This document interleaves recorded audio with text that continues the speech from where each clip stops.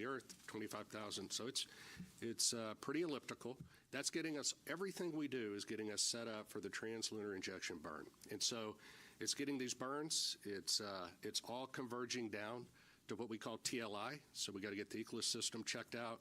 We got to make sure we have our redundancy. We got to make sure these burns go off where they should go off, and get Orion and the SM configured exactly where it needs to be. So when it comes around and it's time for the translunar injection burn, off we go. And that takes us really, that puts us outbound to the moon. That's a real big commit point. And so you'll be hearing more about that tomorrow. You might mention it not only sends us outbound to the moon, but it also sets us up for the gravity assist that brings us back. So we are set all the way. Yes. Once we make that burn. Go right back here. Hi, TJ Mosquera with the Epoch Times. Thank you all so much. Something that hasn't been really talked about is that the Space Launch System predates the Artemis program. We got going all the way back to 2011, so 15 years really invested in this. And just how does it feel to finally see it, launch with the human crew on board? Yeah, I mean, right now, like I said, we're focused on the next 10 days. But, I mean, I'll tell you, I'm incredibly proud of the folks that worked on this machine for as long as they did. And one thing we didn't talk about earlier was, one of the big objectives is getting the organization and getting our qualification standards and getting our certification rigor up to the standard for crewed flight. That's a big, even though the mission is a complicated mission, moving the entire organization to a mindset of thinking about risk in the right way to fly crew is a big deal. And making sure that the way we've gotten the machine configured to fly crew with the resilience and the reliability we care about is also a big deal. So it takes time. I mean, we got a lot in front of us, but I mean, it's for the guys that were out there, there's a big celebration in launch control.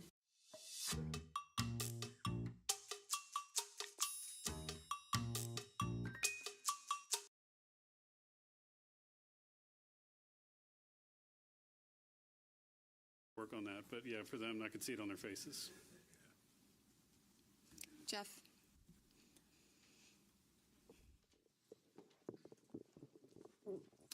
Jeff Faust of Space News. During the countdown, we heard controllers working through a few issues, one with the flight termination system, one with the launch abort system battery, and it sounded like there was a brief telemetry dropout. Wonder if you could provide a little bit more details about those issues and how you resolved them relatively quickly. Yeah, so Jeff, the FTS issue was we were doing an end-to-end test. We typically have to confirm that we can get a signal from the range to the machine and then back. We weren't able to close that entire end-to-end loop. But the guys at the range, they were really quick on their feet. They swapped to a different range receiver, which is a slightly different heritage, but has the same fundamental algorithms on it, and they were able to switch over to that and able to confirm a good end-to-end signal, which is really clever. We had thought about getting a receive-only box that we had in the VAB and shipping that over to Patrick quickly so they could do it, but they were able to fix it on the fly over there, so that was good. And once we knew we could confirm the end-to-end loop of that command, then we didn't need that receive. We don't need to do that test more than once. We just need to verify the commands get on board. And so once we confirmed that command was there, then that we met all of our public safety risk. For the launch abort system, we had a battery, so 2 batteries, several temperature sensors on both batteries. We had one poke out of family. We want to make sure all of them are tracking within certain limits. But we could confirm, given the locations of the temperature sensors, where they are on the battery itself, that the reading was instrumentation, because there wasn't a credible physics-based explanation for why that sensor would be that far high. It was an order of magnitude off scale high from the rest, and so we were able to quickly vote that sensor out. So that was two of the major issues. But again, the team, this is what the training is for. This is what the practice is for, is to go into those things and knock them out quickly. So they did really well. We'll go right over here. I noticed there was a lack of public address announcing outside, and there was a lot of going back and forth when we realized there were some issues, and we had to go back inside to find out, or we had to have our phones. Why was there no public address system available with loudspeakers outside? I'm not sure what you're referring to. We're not sure what issue you're talking about the public address. Okay. to people outdoors. And I thought that was a lacking. We'll take a look into it. We'll definitely look into that. I wasn't aware that happened. So thank you for that information. That's new, and we'll definitely look into it. We'll go right back here.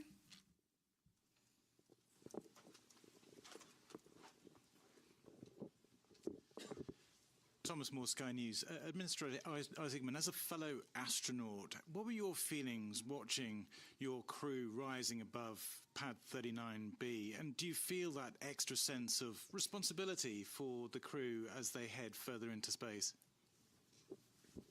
I certainly felt that it would be, just from, I guess, my perspective in it, that, I don't know, it is far less stressful to be strapped into the rocket than to be responsible for it here on Earth. So I definitely had those feelings quite a bit.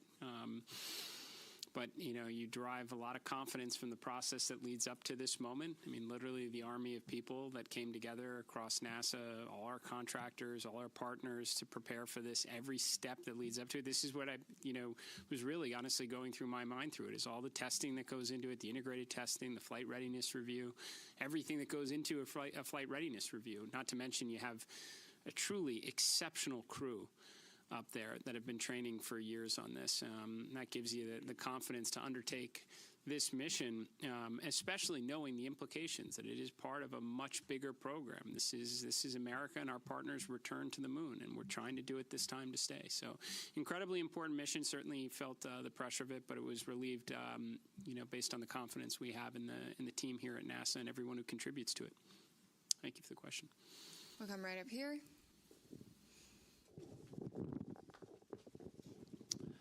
Frédéric Castel with France 24. First, of course, congratulations to NASA for the grand return to the moon. Mr. Administrator, I have this question that they ask me constantly in Europe and in the States. In the 60s, NASA was using just the slide rule to go to the moon, and they could launch almost every 3 months. Of course, they had more money probably, but what happened in 50 years? Why is it so difficult to make it again? What has changed? Thank you. Well, for sure, we knew. Look, it's a very fair question. I know a lot of people ask it, not just in your country, but here in the United States. Certainly, financial resources are part of the equation. NASA's budget, if I recall, was somewhere between 4 and 4.5% of the discretionary budget during the space race. About a quarter percentage of that today. And I mean, to be very honest with you, I think competition is a factor in this as well. It's a great way to, mobilize the resources of a nation and concentrate on something extremely challenging, and that's what we did in the 1960s. And I think with absent some competition, we focused a lot on partnerships and all that we could do collectively with respect to science and discovery. But competition can be a good thing, and we certainly have competition now. I think that's why you're seeing us start to concentrate our resources back to the objective, and do it with a great coalition across the NASA workforce, our contractors, all our partners that have come together, our stakeholders in Congress and the administration who came here to witness this launch, is because they know we have competition, and this one's going to be close. And I think as a result, you're going to see a lot more progress, more so than you have in since when this was originally conceived under Constellation. We're going to get back into the business of launching rockets on a regular cadence, and we're going to bring the world along with us. So. We're going to take a couple of phone bridge questions for just a moment. Reminder that you can join by pressing *1 to get into the queue. We're going to start with Will Robinson-Smith from Spaceflight Now. Hi, thank you, Bethany, and congratulations, everyone, on a good mission so far. Question about the upcoming TLI burn tomorrow. At what point during the day will the team conduct a poll on readiness to proceed into the TLI, and what are the main criteria that you'll be assessing to make that final determination? Thank you.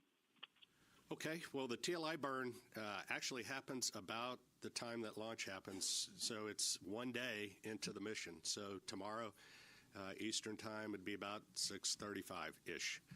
Obviously, those burn times can change, so check that before tomorrow. But what are the teams looking for before TLI? We're looking to make sure that the life support systems work, that the vehicle's healthy, the life support systems have been checked out, they're ready to go. We assure that those are functional because once we commit to TLI, they have to function. And so we want to make sure. So that's why we spend a day checking out the systems. Ascent is, you shake, rattle, and roll a little bit, the vehicle. You saw that today. And you can imagine what that does to the systems. The systems, though, are performing very well.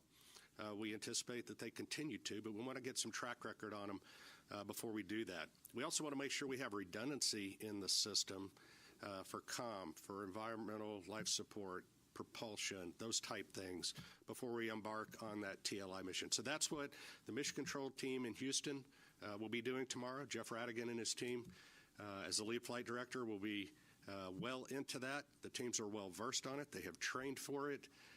They work very closely in conjunction with the engineering team, the mission evaluation room in Houston, where the engineers that have the intricate knowledge of Orion come together with the operations team, and together they work with the crew to make sure that the vehicle, is doing what we want to and accomplishing the mission objectives that we need to. But it always comes down to crew safety, vehicle safety, and mission objectives in that order.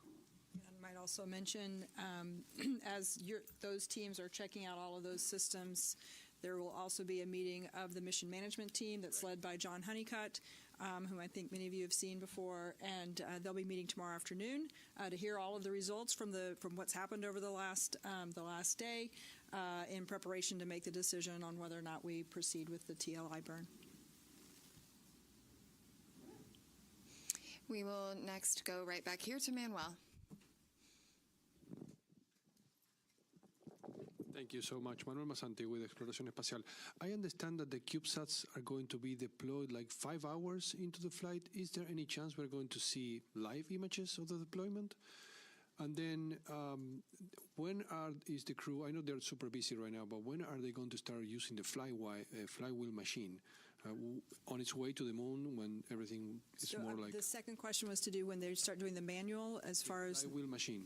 Oh, the flywheel machine. That's Sorry, right. Thank you. The exercise machine. I guess after the TLI. I'll do this exercise. Yeah, I'll hand that to you, but I can answer the CubeSats. So the CubeSats are installed in the Orion stage adapter, which is actually a part of the upper stage piece, right? So once Orion separates from the upper stage, we'll do the ProxOps demonstration, right? And then once Orion has cleared and we're away, then they will be deployed. So Orion won't be there to take images of them. And once they are deployed, they each of them have their own plans for being able to communicate back down to Earth to various ground stations. They have their own communication plans. So we'll start to get information back from those individual CubeSats. So that's kind of the plan and the path forward on the CubeSat deployment and what you can expect. We're going to take one more question from the phone bridge from Christopher Mick of the Hudson Star Observer. Thank you very much. Congratulations to all the teams. Thus far, I had a question from an earlier media availability with Jeremy Hansen. He made mention of if the mission launched on April 1st, they would be experiencing a lunar eclipse. And I just want to follow up on that, if that's where that would be happening in the mission timeline, and if there would be any video perchance of that happening, or is that just going to be on the astronauts' photography at the time?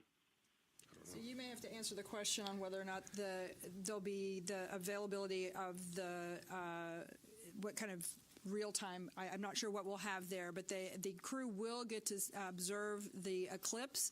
This is pretty unique. It's kind of interesting. It actually doesn't happen when they're out of comm, so they will be having communication during that eclipse time. But during the eclipse, the moon will be blocking the sun. They will be able to see the sun's corona, which is kind of cool. So they've been having a lot of science lessons over the last couple of days to learn about that and the eventuality that we actually launched today. So they're prepared to make those solar observations. It'll be a pretty cool and unique opportunity. I'm sure we'll get some images down at some point. I just don't know if they'll be live. Tarek. Thank you very much. Tarek Malik with Space.com for the administrator. There have been a lot of comparisons of Artemis II to Apollo 8, a pioneering mission, daring, that sent astronauts on an untested crewed vehicle around the moon. And I'm very curious, given last week's ignition event and how that really laid out an audacious and ambitious plan to really explore the moon in a stepping stone approach way, where you see Artemis II in that plan, and basically the importance of riding on this mission before you can make that next step for next year. So, I mean, no matter, I guess, how you slice it, it's the opening act for sure. I think there are areas where we're clearly combining, Apollo 7, Apollo 8 into a single mission. Which we should be able to do. There has been, to your question earlier, there's been substantial progress, over the last half century. We have tools. We've certainly been there before, so I would expect us to be able to get some, mission efficiencies through. But I would say that what we learn from this, for sure, will inform how we think about Artemis 3. Now, there's certainly big picture objectives in that. We'd like to get the lander together. We'd like to test that out in Earth orbit before we go to the moon with it. But if there are things that we don't see, maybe it is comm-related issues, then we're going to try and fix those. And then we're going to want to validate that on the next mission as well. So, and that should be the idea, right, as we progress forward. I suspect when Artemis 3 comes around, we're going to learn a lot about the integrated operations that we'll want to validate and ensure is rolled into the subsequent missions. But yes, this should be a philosophy that we take across all of the grand efforts that we are pursuing right now, to not necessarily jump to the ultimate desired state, but to build up to it. I'm going to jump right up here.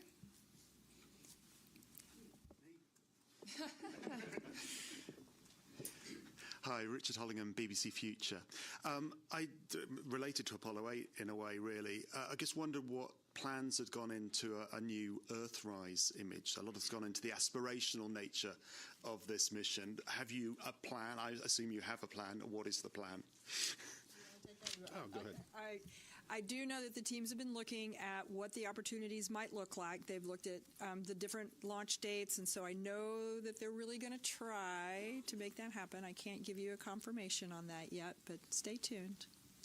My understanding is they have been equipped with additional camera imagery capturing, equipment. So we're going to do everything we can to try and make that happen. It'd be awesome. We're going to go right back here.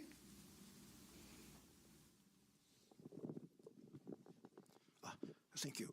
I'm from a Japanese news agency, Kyodo News. My question is to the administrator. The United States and China are competing over moon development. What significance does today's launch have for the U.S. and NASA? Thank you. Well, it's certainly an incredibly important step. I mean, this is the first crewed mission into this environment in more than a half century on a rocket that has never flown human beings before, along with a spacecraft. So it's incredibly important because we're going to learn an awful lot from this to inform subsequent missions. So yes, this is the beginning. I can tell you, having had an opportunity to speak with the Artemis II crew after the State of the Union address, we talked a lot about what we wound up sharing with the world at the ignition event about adding additional missions, accelerating production, building out a moon base. I think it was very energizing for the crew because they knew that they were, this is a risky mission for sure. Any type of new test flight mission going in this environment is going to be challenging, and they knew it was building up to something bigger. And I think that it was very helpful for them in that regard. So, and certainly it was very helpful for me to hear their feedback as well. I would suspect a point or two wound up in the ignition event from them. So. I'm going to go back here to the white shirt. Thanks, Denise Chow with NBC News. I think for Lori or Norm, I'm curious what you anticipate could be some of the biggest challenges over the next few days, whether that's from a spacecraft or system standpoint or crew workload. I'll jump in. Flight day 1 from a crew workload is pretty tough. Between now and TLI, we're working the crew really hard. In fact, when they go to sleep tonight, they're woken up in the middle of their sleep to do the perigee raise burn. And so their sleep's disrupted. They're hitting on all cylinders. They may not be feeling well on top of that. So we know that flight day 1 and flight day 2 up to TLI is really good. We know it drops off then. And so going into this, we trained for that. We did simulations for this. We put the crew in exactly that state. Now, they weren't. Imagine criar um aplicativo com a sua assinatura, só com o poder da imaginação. Conheça a Base 44, uma plataforma completa de criação com IA, feita para qualquer pessoa com uma ideia e vontade de fazer acontecer. Você descreve o que quer e vê sua ideia tomar forma. Planeje, personalize e leve sua criação para onde quiser. De ferramentas feitas só para você, a plataformas prontas para atender milhares. De projetos pessoais a sistemas de nível empresarial. Tudo já vem pronto para usar. Um novo jeito de criar, onde você vai tão longe quanto sua imaginação permitir. Você pode imaginar? Transforme seu sonho em realidade. On those things. So that's leading up to TLI, that's probably one of the bigger challenges, making sure we get those done. I'm going to go right up here. Hi, Robert Perlman with CollectSpace.com. For the administrator, you mentioned the 53-year hiatus, and in that time, now most of the world's population wasn't alive for Apollo, like I think you and me. And I wonder if you have a sense of, if even this early in the mission, that this has captured the imagination of those people that have never seen anyone go to the moon before, on a world level, on a national level, and how important is it to NASA to capture that support from the public? Yeah, I've said it many times. I think it's foundational for what we do here at NASA to inspire. It should be a component of every one of our missions. I've talked about, I think after Artemis II, you're going to have more kids that are going to dress up as astronauts for Halloween. We want to inspire and create interest in the next generation to grow up and contribute to this endeavor. Now, how have we done so far in captivating the world's interest in America's return to the moon? I don't know. You have to tell me. We've been rather busy the last couple hours. I would say, and I felt this way going into it, that when we got down to T0, a lot of people would be paying attention. I suspect when some of the imagery starts to maybe come back from the moon, that's gonna further bring people. Here, Artemis mission control teams in Houston monitored all systems, and the vehicle continues to perform well. For now, this is Mission Control Houston.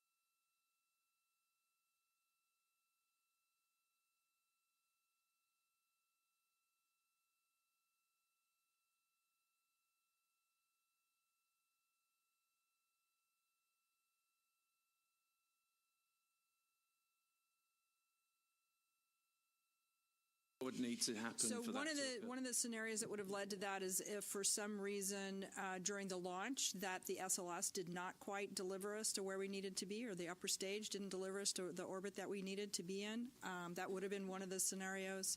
I think that's probably the main scenario that would have ended up in that one of those kind of alternate missions. Yeah.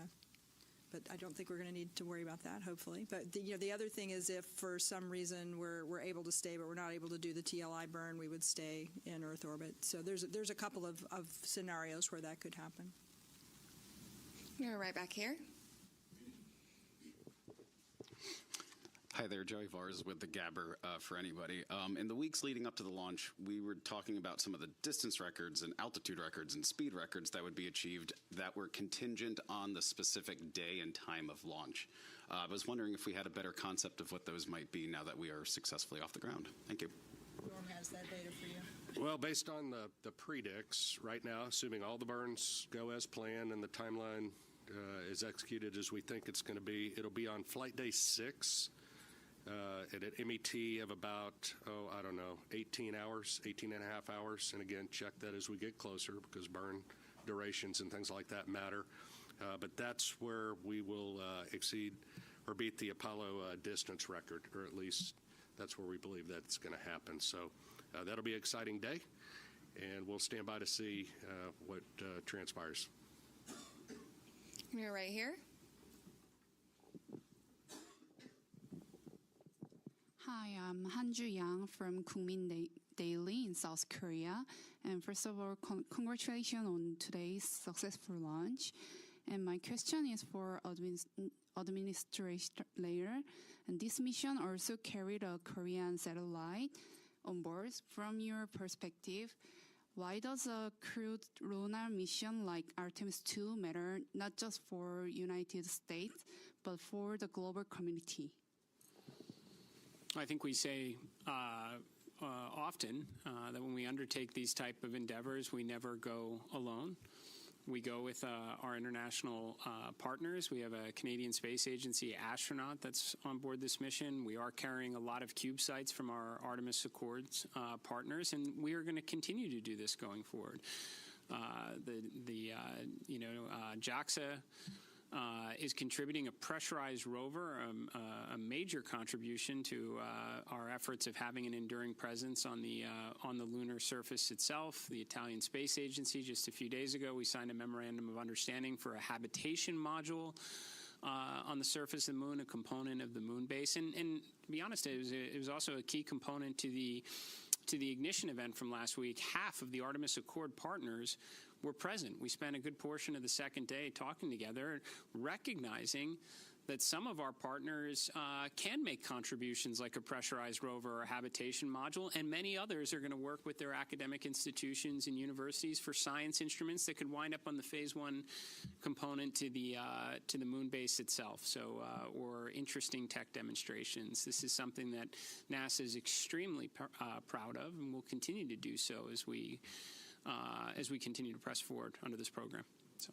We're going to do last question here. I'm going to go over to you in the back.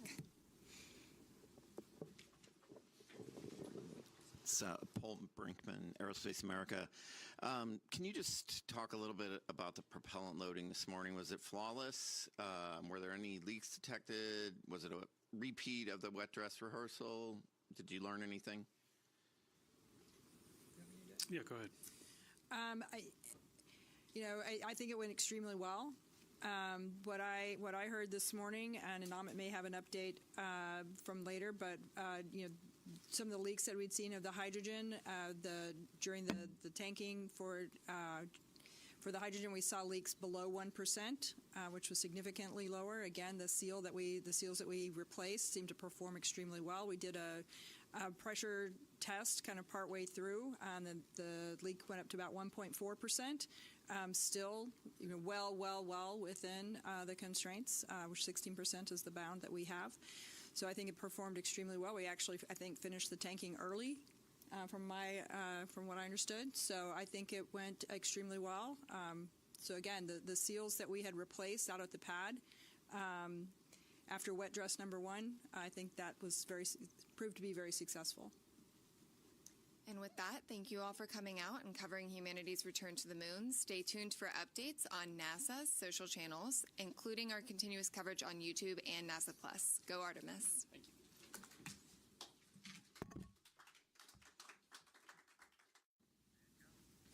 Good evening and welcome to NASA's Artemis II post-launch news conference. I'm Bethany Stevens, Senior Advisor and Press Secretary, and I will be your moderator today. I am joined by Administrator Jared Isaacman, Associate Administrator Amit Kshatriya, Acting Associate Administrator for the Exploration System Development Mission Directorate, Dr. Lori Glaze, and Director of Flight Operations, Norm Knight. Administrator Isaacman will give opening remarks, and then we will open the floor to questions. If you are dialing in to be with us here today, please press star 1 to get in the queue. And with that, Administrator. Thanks, Bethany. Good evening, everyone. So today, April 1st, 2026, 6:35 p.m., NASA's Space Launch System rocket lifted off the pad with 8.8 million pounds of thrust, carrying the Orion spacecraft and the Artemis II crew out to Earth orbit and beginning America's grand return to the moon. Now, about 51 minutes into the flight, during a planned handover between satellites, the Orion spacecraft underwent a communications issue, leading to a temporary partial loss of comms. The uplink from Capcom to the crew was being heard by the crew, but we cannot hear their responses for a brief period of time. There were no issues with the vehicle itself. Comms with the crew have been restored. We're actively working the issue, and we'll keep you informed. The Orion spacecraft has successfully separated from the core stage, and its solar arrays have been deployed as planned. Soon, the crew will execute the apogee raise burn, placing the spacecraft into a stable, high Earth orbit as we prepare for the translunar injection and the journey into cislunar space. NASA astronauts Commander Reed Wiseman, pilot Victor Glover, mission specialist Christina Koch, and Canadian Space Agency mission specialist Jeremy Hansen are safe, they're secure, and they're in great spirits. We will continue to monitor their health and the status as we move into the next phase of the Artemis II mission. So after a brief 54-year intermission, NASA is back in the business of sending astronauts to the moon. We have arrived at this point through a sustained effort and national commitment and the work of thousands across the agency, our industry partners, and our international allies. I want to personally thank the ground crews, pad controllers, the entire workforce here at Kennedy Space Center. This mission belongs as much to you as it does to the crew. The crew is now in the capable hands of Mission Control Houston, the Johnson Space Center, where teams will guide Orion through each phase of the mission with the same discipline and precision that has brought us to this moment. We've certainly been here before. We know the challenges ahead. We have a lot of checkouts to get through before TLI. And when, if all goes well, everything is go, Artemis II will be moonbound. You have our commitment to keep the public as informed as possible on this historic mission. And we will celebrate when we will hold our celebration until this crew is under parachutes and splashes down off the west coast of the United States. Thank you. So with that, we will open this up to questions, and we will start here in the room if we have any takers. We'll start right up here. Congratulations to all of you on a successful launch so far. My name is Jim Siegel. I'm with Florida Media Now. And I'm curious about when the astronauts will have their first meal on this mission. And secondly, is somebody on the Earth here, back in Houston or somewhere, keeping track of what they eat during this entire mission? And how do they go about doing that? Do they tell them what to eat, or do they kind of select what they want? What do you think? Well, let's see. I'll jump in on this one. Well, what I'll tell you is they do have planned meals, okay? So they have a planned meal today. I will tell you they're very busy. So ascent day is very tough. It's tough physiologically, and it's tough from a workload issue as well. And so this timeline between now when the crew goes to sleep, so MET of about 8:30 is pretty packed. They're going to snack. They probably have some pre-positioned meals. I know they did in their flight suit. Some of the snacks that they can use if they need. But I will also tell you that flight day 1 and flight day 2, you might not feel like eating a lot.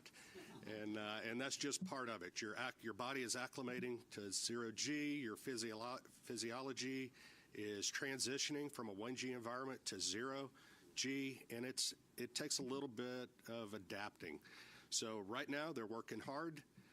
They are doing what they need to do. They sound great on the loops. That was really a good signal to us that they're feeling well. But just know that that's part of the equation, when they get on orbit. As far as the food being tracked, yes, we have a food lab, and we have folks at the Johnson Space Center tracking what they eat, the nutrition, the calories, it makes a difference. They do this on Artemis. They do it on Space Station as well. So we're well versed in that. We want to make sure that they're healthy, and we also want to make sure we know what they're doing, what they're eating, so we can also track that and make sure that they don't need any supplements or anything additional. Thank you. We'll head over to Joey.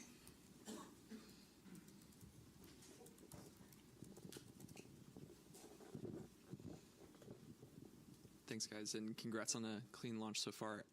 Jared, or whoever wants to answer, how were you able to resolve the communications issue, and do you have any guesses as to what might have caused that? And was there any part of the mission so far that appeared off nominal, or is everything looking good? Just curious to hear how things are going on that. Thanks. Well, on the comms issue, and I don't know, there may be someone here that has a little more detail than I do of having to run around quite a bit, but I think they're still looking into trying to really understand exactly what was going on there. But it's restored, which is important. I think it was during handover to Tidris West. Sometimes that's squirrely. Ground configuration, you gotta get that right. So hopefully that's what it is. But we'll chase it down. But they were able to recover.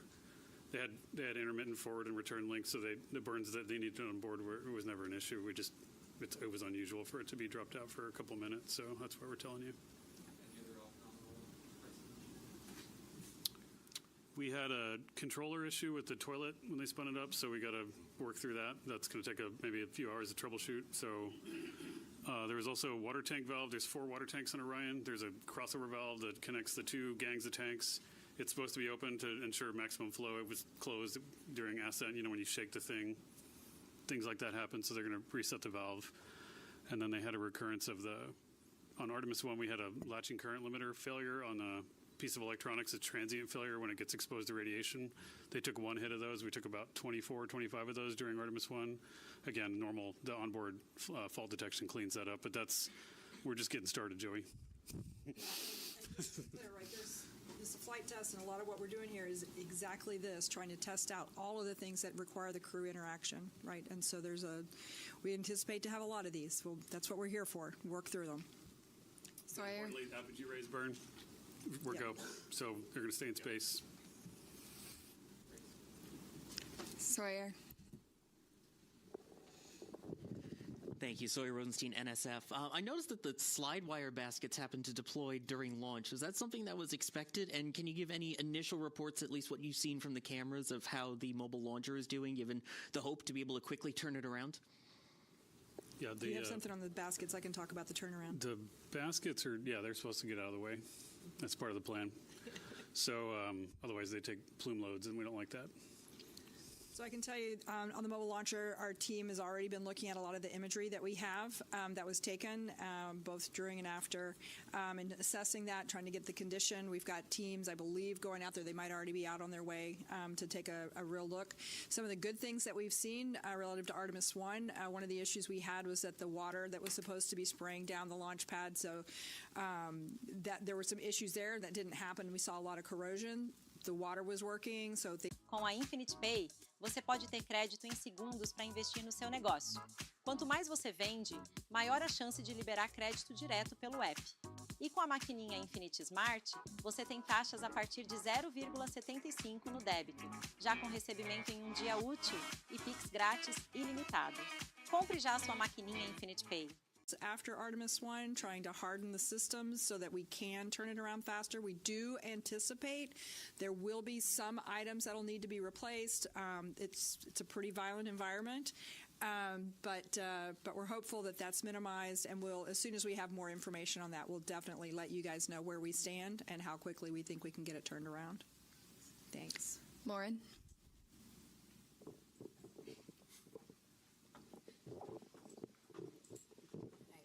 Lauren Grush with Bloomberg. I just wanted to get a gut check on how we're feeling about the upcoming proximity and ops operation. Do we have any concerns with that Tidris delay, or is that not an issue for that? I would say right now we're on for the proximity operations demo. Haven't heard anything that's keeping us from that, Norm? No. On track, ready to go. Victor Glover's going to be flying it. Reed's going to be working the procedure with him. and cross-checking, and Jeremy and Christina are going to be looking out the windows, also spotting, cross-checking, using cameras and imagery, and it should be beautiful, so we can't wait. We'll go right over here. Yes, Bert Dicht from Ad Astra Magazine, National Space Society. Just wondering if the astronauts reported what the ride was like to orbit. I know with the space shuttle, it was a pretty rough ride until there was SRB SEP. Was this similar? Have you heard? I have not heard a report yet. I know we will get a report. Again, Yes. when MECO happened, immediately they were getting prepped to do their perigee raise maneuver. That's critical. Otherwise, they come back to Earth, which we don't want them to. So they got that. They are working to get their spacesuits off. They're, they just got the ARB burn, which was very important. So now they're working to get their suits off. So they are very busy. Now, later today, I anticipate they will call down and give us a full brief as to, how the Proxox demo went, how the ride uphill went, and I personally can't wait to hear the comparison between this massive rocket and the shuttle. Sounds great. Thank you. Micah.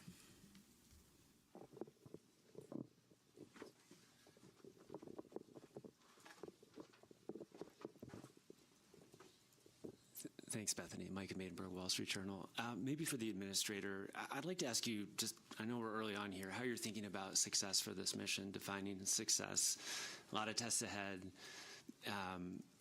and just what happens if you don't kind of meet that standard as the flight unfolds. Thanks so much. Well, I mean, to me, success is undershoots and in the water safely after a 10-day mission duration, so no early off-ramps there. I think we're, right now we're already getting good ECLIS data. We've never flown Orion with crew on board, so that's pretty important. I mean, understanding the Orion spacecraft is, it's paramount in this one to progress on to integrated operations of Orion with a lander. Every day we're getting data. It says, it was mentioned from the get-go, this is a test mission for sure. No crew have ever ridden this before. We'll keep gathering data over the next 10 days. We'll share updates, but we'll call success when they're in the water safely, and we'll start working on the next mission. Jackie. Hi. Right here. Sorry if I missed it. I just wanted to check in on the status of the perigee and apogee burns. Are those both finished at this point?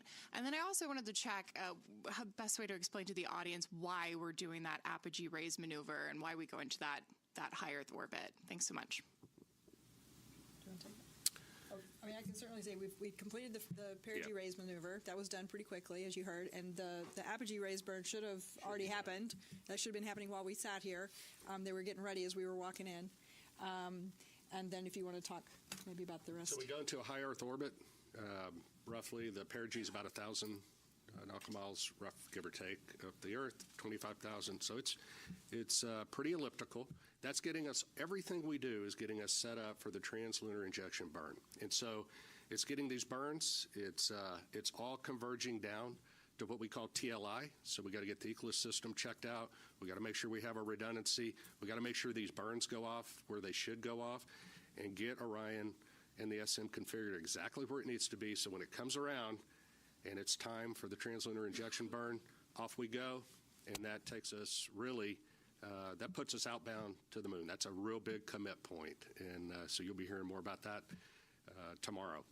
You might mention it not only sends us outbound to the moon, but it also sets us up for the gravity assist Gravity that brings us assist all back. the way So back. we are set all the way. Yes. Once we make that burn. Go right back here. Hi, TJ Mosquera with the Epoch Times. Thank you all so much. Something that hasn't been really talked about is that the Space Launch System predates the Artemis program, going all the way back to 2011. So 15 years really invested in this. And just how does it feel to finally see it launch with the human crew on board? Yeah, I mean, right now, like I said, we're focused on the next 10 days. But, I mean, I'll tell you, I'm incredibly proud of the folks that worked on this machine for as long as they did. And one thing we didn't talk about earlier was, one of the big objectives is getting the organization and getting our qualification standards and getting our certification rigor up to the standard for crewed flight. That's a big, even though the mission a complicated mission. Moving the entire organization to a mindset of thinking about risk in the right way to fly crew is a big deal, and making sure that the way we've gotten the machine configured to fly crew with the resilience and the reliability we care about is also a big deal. So it takes time. I mean, we got a lot in front of us, but I mean, it's for the guys that were out there, there's a big celebration in launch control for the rocket guys. The rocket guys can go out and play now, but the spacecraft guys got a lot of homework, so they're going to go work on that. But yeah, for them, I could see it on their faces. Jeff.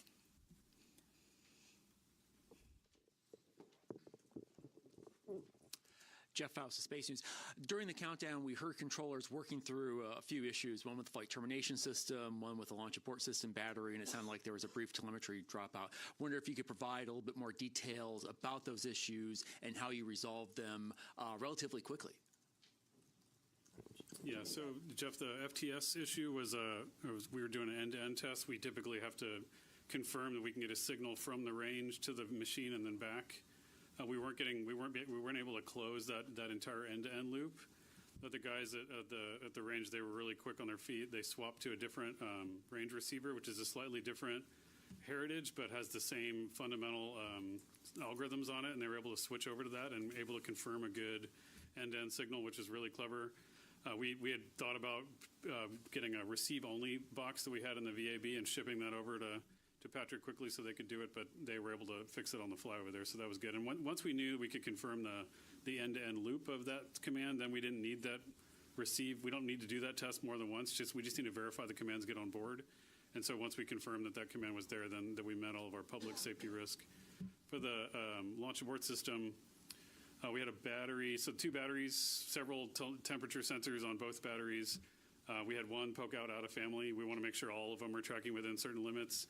But we could confirm, given the locations of the temperature sensors, where they are on the battery itself, that the reading was instrumentation, because there wasn't a credible physics-based explanation for why that sensor would be that far high. It was an order of magnitude off scale high from the rest, and so we were able to quickly vote that sensor out. So that was two of the major issues. But again, the team, this is what the training is for. This is what the practice is for, is to go into those things and knock them out quickly. So they did really well. We'll go right over here. I noticed there was a lack of public address announcing outside, and there was a lot of going back and forth when we realized there were some issues, and we had to go back inside to find out, or we had to have our phones. Why was there no public address system available with loudspeakers outside? I'm not sure what you're referring to. We're not sure what issue you're talking about. Between their flyby pairs, and determine their ideal setup and positioning preferences for each crew member during those flyby operations.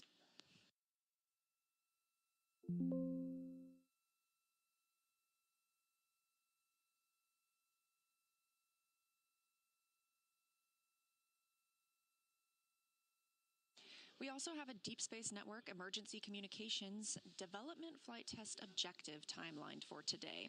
As we've discussed, the crew is able to communicate through the Deep Space Network, or DSN.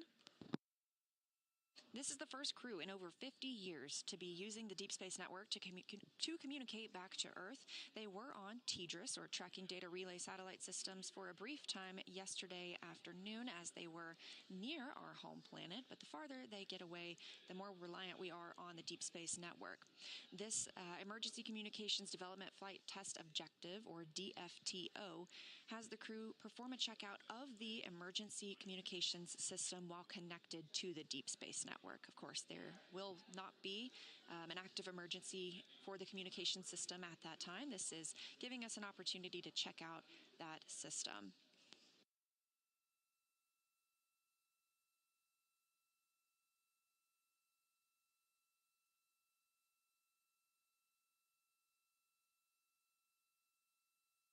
The crew is also slated to conduct some National Geographic filming today. National Geographic was selected through a competitive selection process to help tell the story of Artemis II. The crew has a shot list provided by National Geographic, and they take some time each day to document what it's like to live and work on Orion.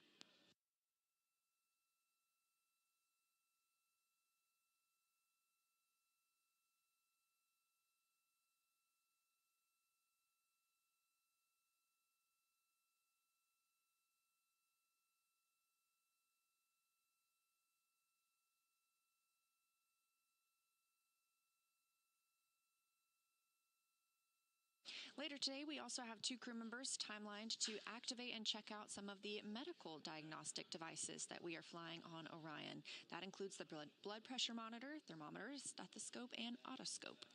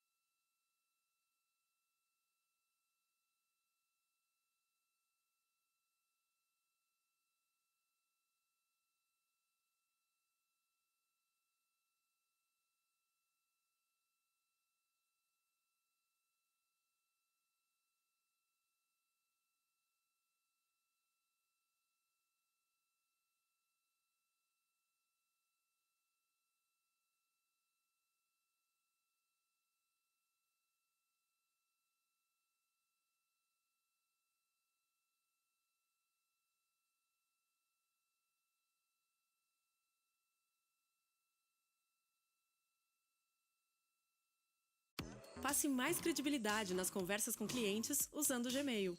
Um domínio para sua empresa valoriza sua imagem profissional, enquanto o Gemini ajuda a responder mais rápido e manter a caixa de entrada sempre protegida. Fortaleça sua marca com o Google Workspace.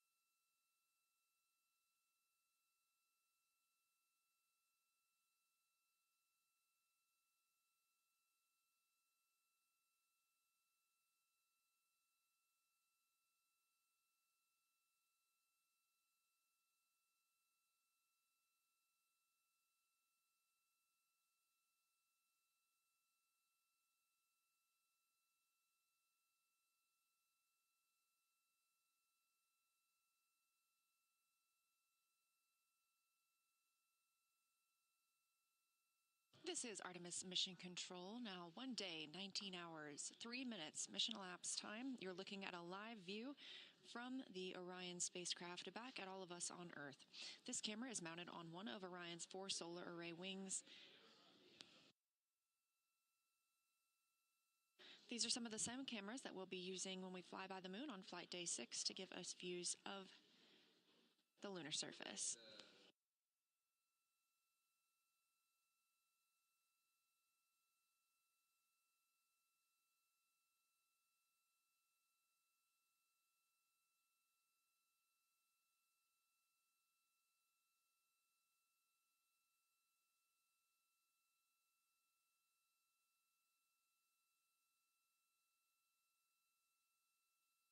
Now that we're at the start of another flight day, our crew is in their post-sleep period. Let's get a look at who is flying aboard Orion.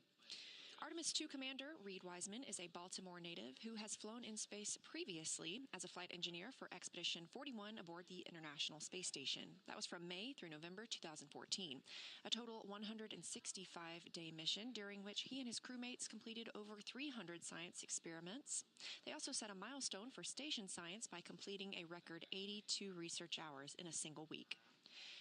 Wiseman also served as chief of NASA's astronaut office from December 2020 to November 22, and back here on Earth has 2 daughters. Pilot of Artemis II is NASA's Victor Glover, selected as an astronaut in 2013. At the time, he was serving as a legislative fellow in the United States Senate, and his first trip to space was in November 2020 when he launched as the pilot of NASA's SpaceX Crew 1 mission. Victor is a U.S. Navy captain and naval aviator who served as a test pilot, racking up more than 3,500 hours in more than 40 different aircraft, and he and his wife have 4 children. Mission specialist Christina Cook is a native of Grand Rapids, Michigan, selected the same class as Victor Glover in 2013 to join the astronaut corps.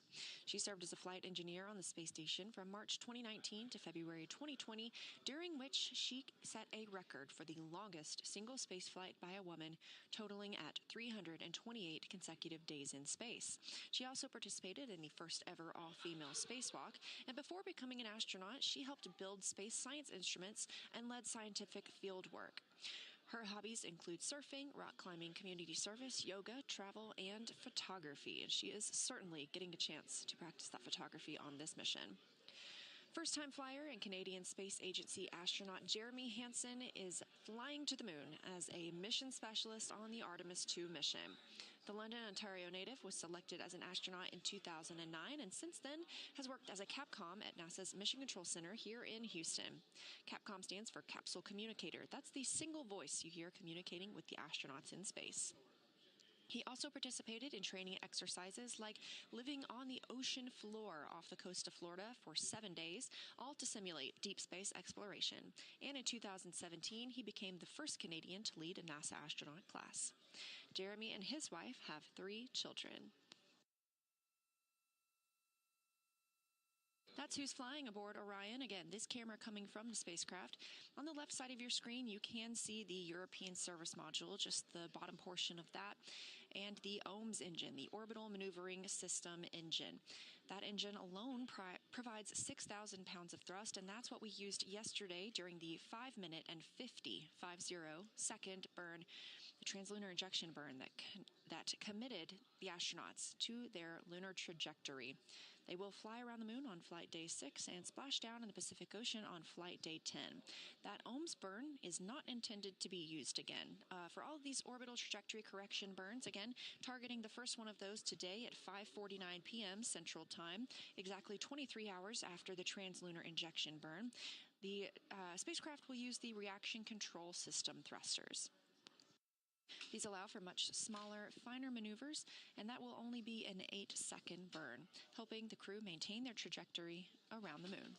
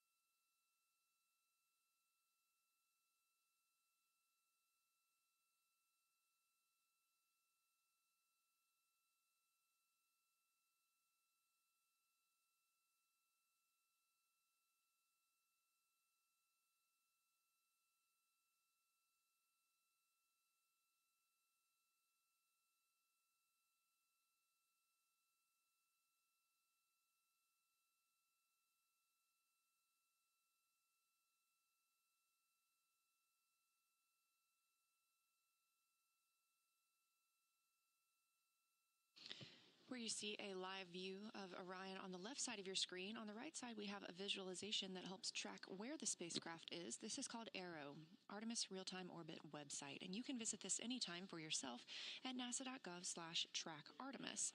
As you can see, the spacecraft is now over 100,000 miles from our home planet and inching closer to the moon, 159,728 miles away.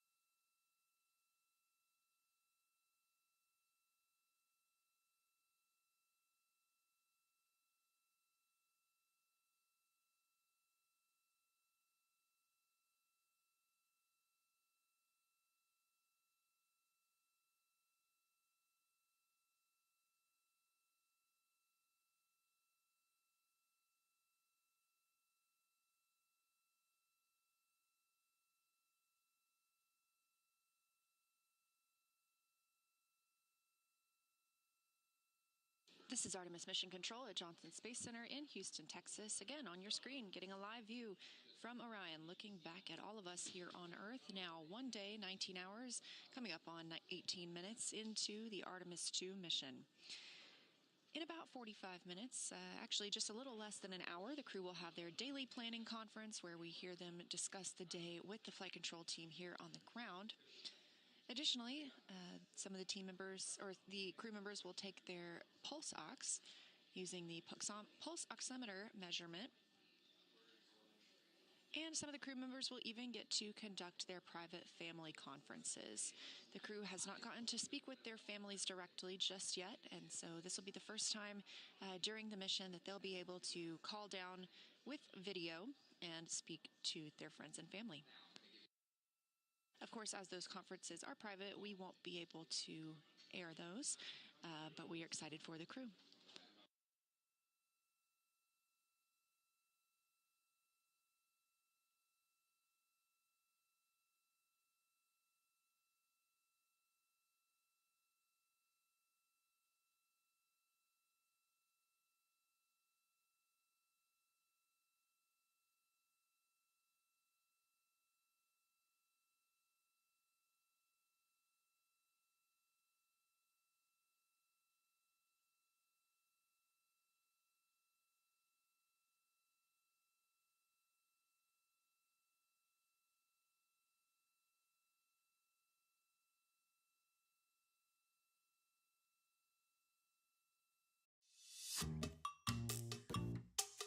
O Google Ads nos ajudou a alcançar mais pessoas. Esse sucesso retornou os gastos com publicidade em 550%.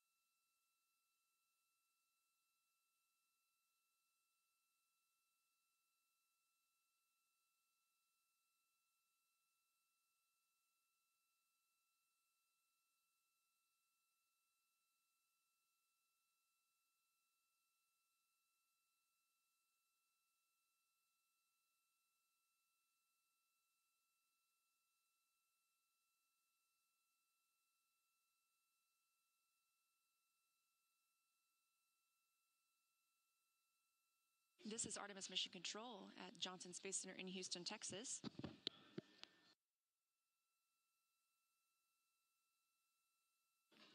We are now exactly 3 days and 5 hours until the beginning of lunar flyby. Of course, the view on your screen from Orion looking back on Earth. Mission elapsed time of 1 day and 19 hours, 27 minutes.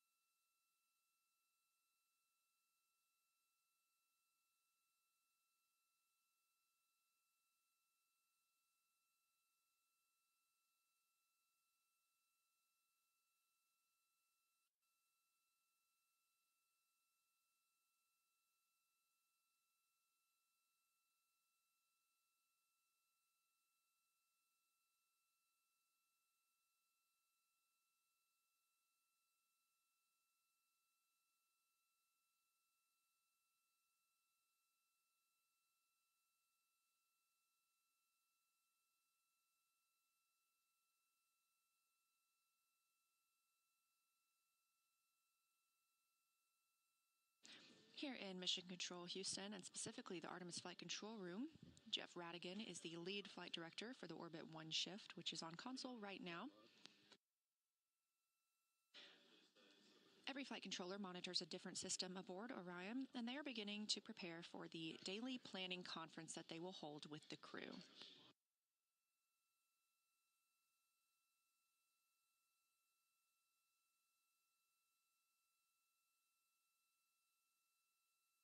We're expecting that daily planning conference to come up in about 40 minutes.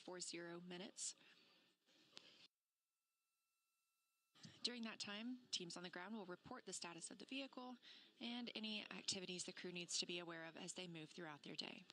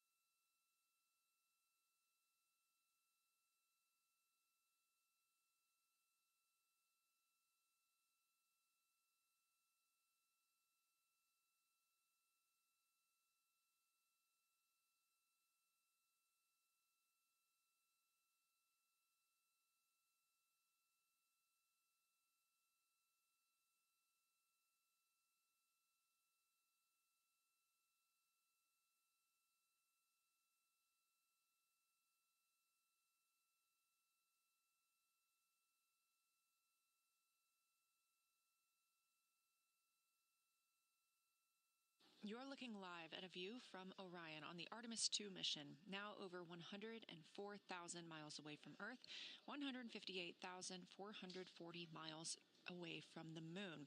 We are 1 day, 19 hours, and 42 minutes into this first flight, a test flight with the crew. And you're getting a view right now from a camera on the tip of the solar array wing, one of 4 solar array wings aboard the spacecraft. These cameras allow us to take surveys of the exterior of the spacecraft, but they also give us views like this. You are looking at a live image of the moon. Again, the spacecraft now 158,420 miles away.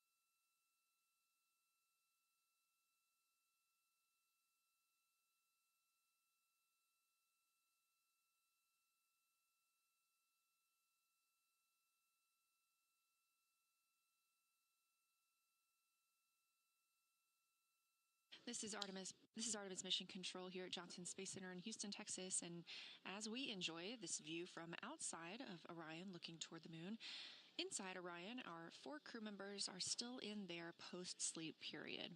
Again, they woke up at 12 p.m. Central Time today, and since then have been configuring their cabin for the day's activities, as well as conducting hygiene and preparing for the rest of their day. We won't hear from them for probably another 30 minutes when we conduct the daily planning conference. Here on the Orbit 1 shift, the flight director, Jeff Radigan, gathered inputs from all of the flight controllers on the systems aboard Orion and anything that they needed to ask or share with the crew for today.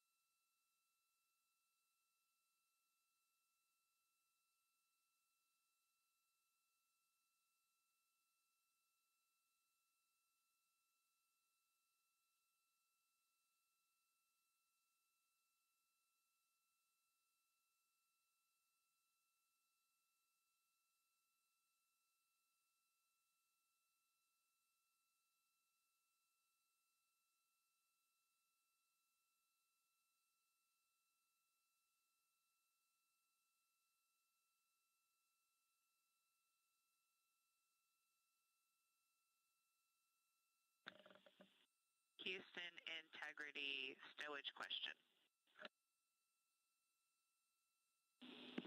Good morning, Integrity. We're ready to take your question.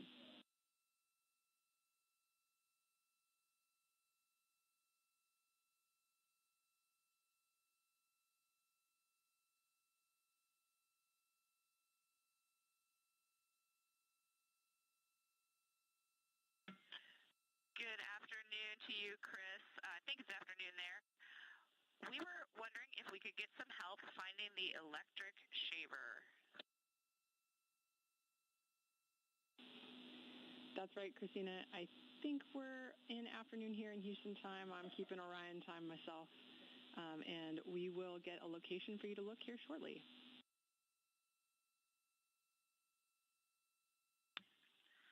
Thank you. Asking for a friend.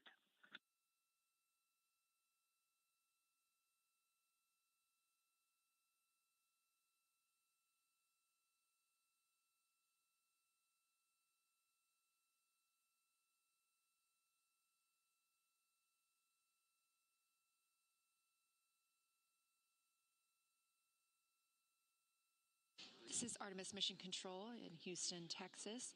Some of our first calls from the day coming down from the crew. Since they have woken up, they're still in their post-sleep period. Again, they're able to conduct hygiene tasks at this time. And so that was NASA astronaut and mission specialist Christina Cook calling down to ask about the location of the electric shaver. Now, all of the items that are in Orion are carefully tracked and stowed, so that way when a crew member calls down looking for any piece of equipment, flight controllers here can look up exactly where they are able to locate it within the spacecraft. So while teams on the ground are checking, they will be searching their systems and relay back up to the crew a very specific location that they can expect to find that shaver.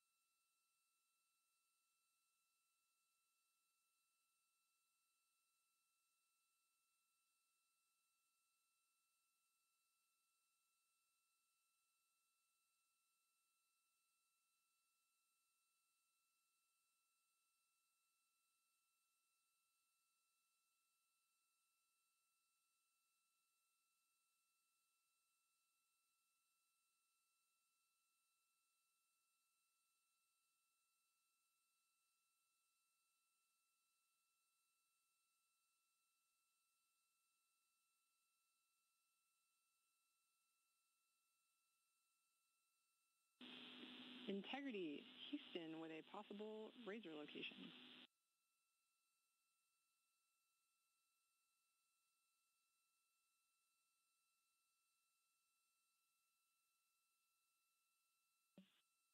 Good morning, Chris. We are ready. Go ahead. Good morning, Christina's friend. You may look for the razor in locker D, bag 6. It'll have a purple label. This is Reed's suitcase, and we expect it to be located in the crew hygiene kit.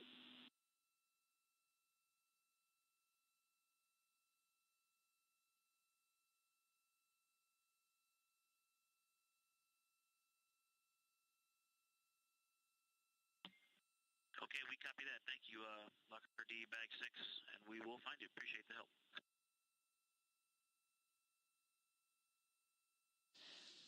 This is Artemis Mission Control. That call from Capcom and NASA astronaut Chris Birch being received by NASA astronaut and pilot of the Artemis II mission, Victor Glover. If you recall, recently NASA's Christina Cook called down to inquire about where the crew might find an electric razor. And if you listened closely, you heard the team on the ground is able to provide the exact location and locker where that would be stowed.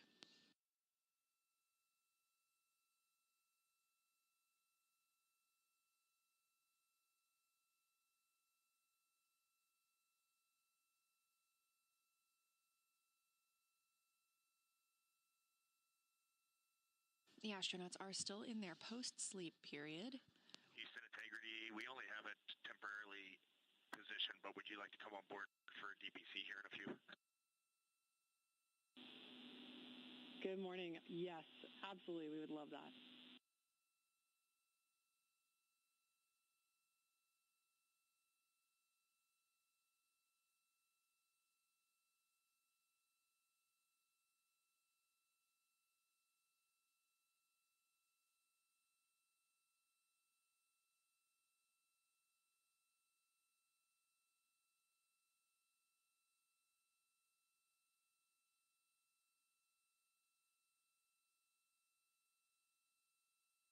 In the next 10 minutes, we will have the daily planning conference where teams on the ground will relay any details the astronauts need to know about the Orion spacecraft ahead of their flight day 3. This view coming from the spacecraft looking toward the moon. At this time, Orion is 157,560 miles away from the moon. And during the daily planning conference, we are looking forward to potentially seeing the crew living and working aboard the spacecraft.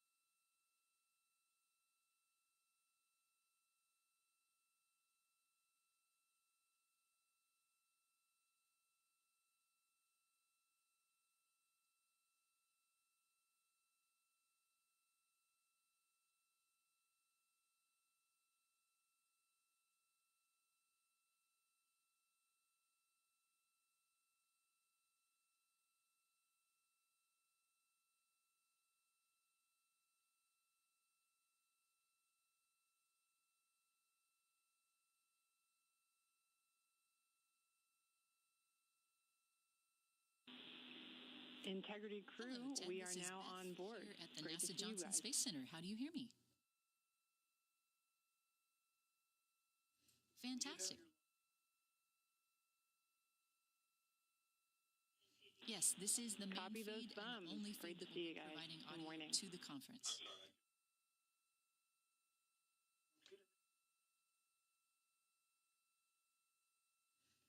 We usually do, but today we're in live mission coverage. So if you have music that you would like to play, that might be a good thing today.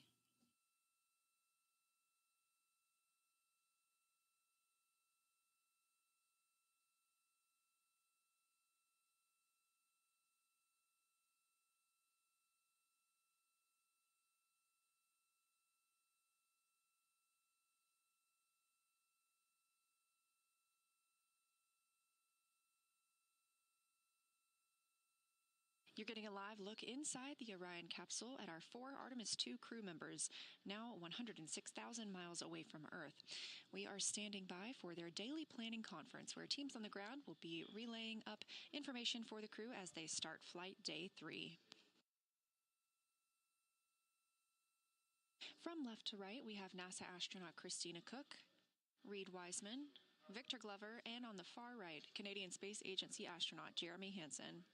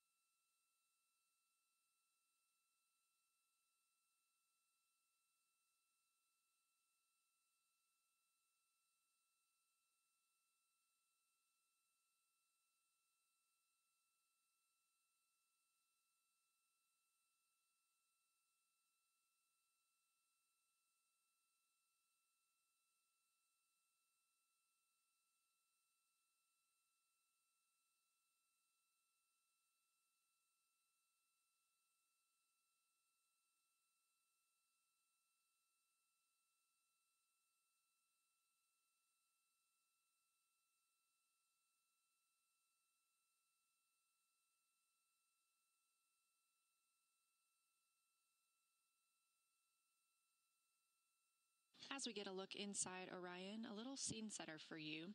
The interior habitable volume is 330 cubic feet, so that's about the size of 2 minivans. This is 60% more cubic volume than the astronauts had during the Apollo missions.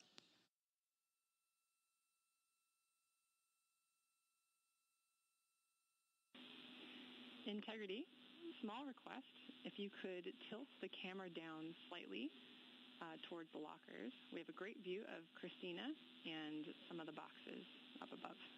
Thanks.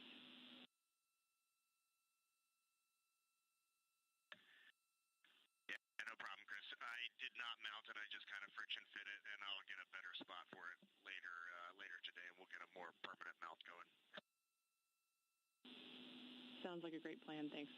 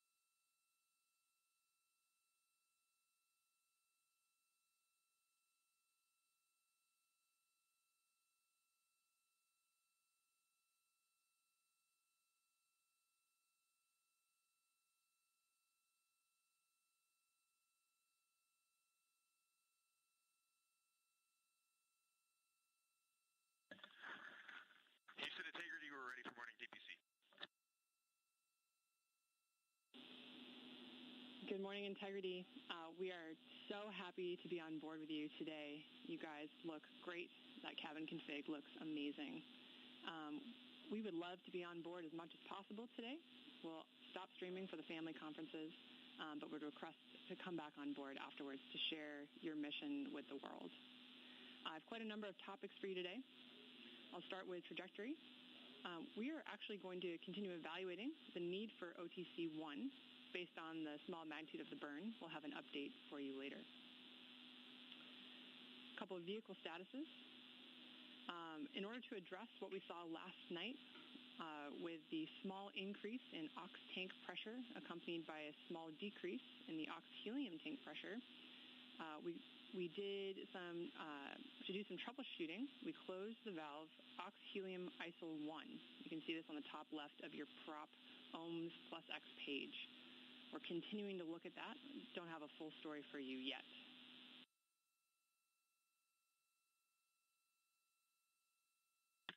Okay, I'm not at the displays right now, but I will take a look at that soon.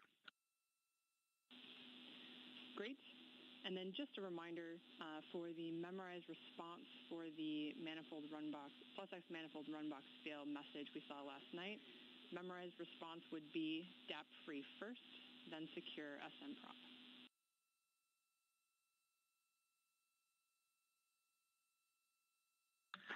Yeah, 100%. And I elected not to take that action last night because it was coming in and out of alarm. But if you tell us you want us to take action immediately, let us know. Copy, Reed, will do. All right, continuing on. We're planning to manage our wastewater tank to a lower quantity. So we'll expect some real-time coordination. Basically, we'll be adding some wastewater dumps that are not captured on the timeline. So we'll let you know when those are going to occur. And then regarding those wastewater dumps, when we perform those or have performed those in the past, do you guys hear any sounds in the cabin? We want to know if we need to deconflict those activities from other activities on your timeline.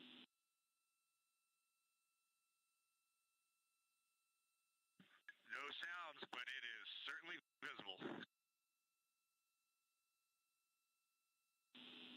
Copy that. Thanks. All right, regarding the PWD delayed flow termination, we wanted to let you know that this is actually behavior we've seen on the ground, but we'll still take any data that you gather from the flight. And there are some prompts in the mission summary for that. We can turn to that at the end of this update.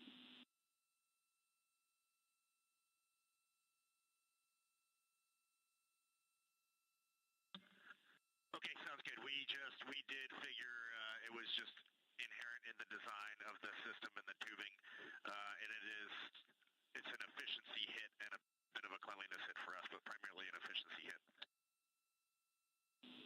Copy. Good report. All right, moving on to PCDs. This is just a reminder that PCD 3 will need to be hardlined for the family conference. And then sometime today, at your convenience, we need to power cycle each PCD in turn to clear out any hard drive errors.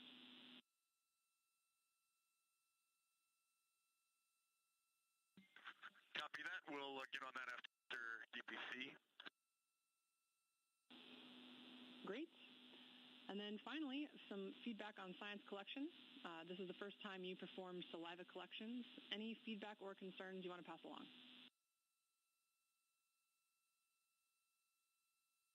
None that we can't do in debrief after the mission. It was fine. Okay, copy all. Now we are ready to take any answers you have from the mission summary and answer your questions.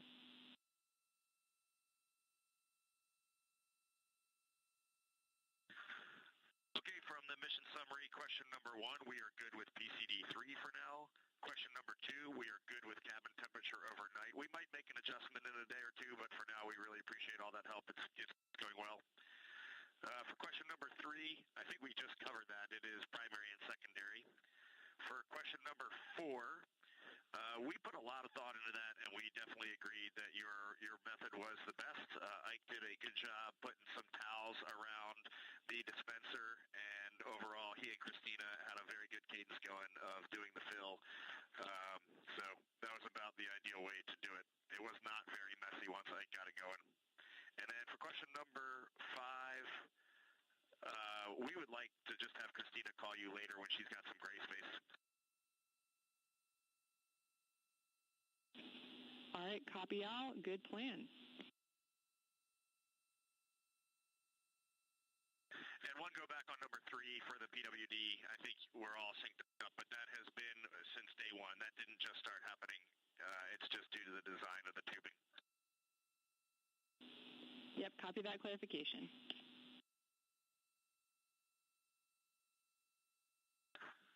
All right, it was really great to wake up this morning and look out the window and see the full moon off the front of the vehicle. There's no doubt where we are heading right now, and really appreciate all the work down there. It was also really awesome. Thank all the FIDOs. I can't believe that actually all worked. And when I saw that OTC-1 was like a 0.8 meter per second burn this morning on targeting, I thought we might skip it, and that is pretty impressive. All right, signing off. Thanks, and copy all integrity.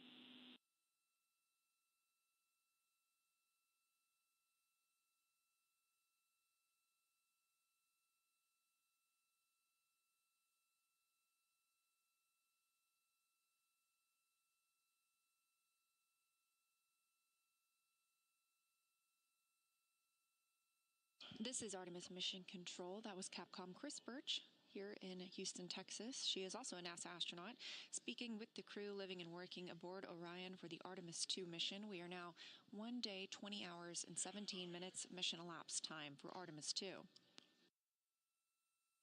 That was the conclusion of the daily planning conference. However, if you listen to the start of that conference, you did hear the relay to the crew that we hope to have the cameras on as much as possible throughout this flight day to allow us to share their journey with the world. So we intend to be able to share the crew with you as much as we possibly can. They are going to move into some of their other tasks today. Again, you heard them discussing the OTC-1 burn, that's orbital trajectory correction burn, outbound trajectory correction burn. And Christina Cook taking the camera to show us a wastewater dump. So you heard Commander Reed Wiseman reporting that they don't necessarily hear those wastewater dumps, but that they do see them. So you're getting a live look outside the windows of the Orion spacecraft as they conduct that wastewater dump.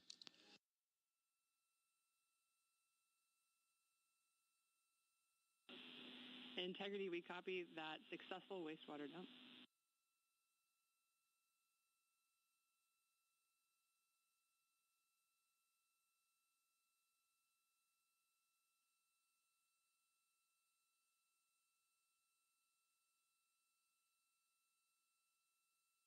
At this time, the Orion spacecraft is over 106,000 miles away from Earth, 156,800 miles away from the moon. We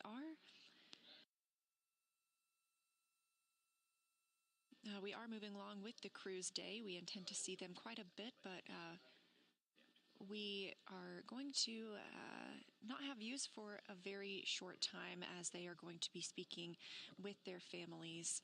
These are timelined opportunities to speak with family members down on the ground, so we do turn off the cameras for their privacy at that time.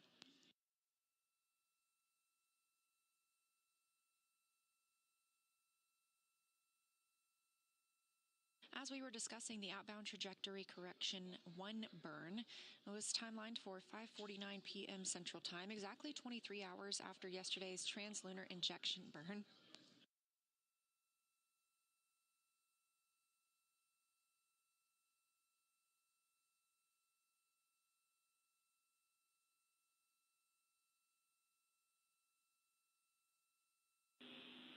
Integrity, we are all configured for the family conference. You are go to deroute the live stream video, and we'll see you after the conference.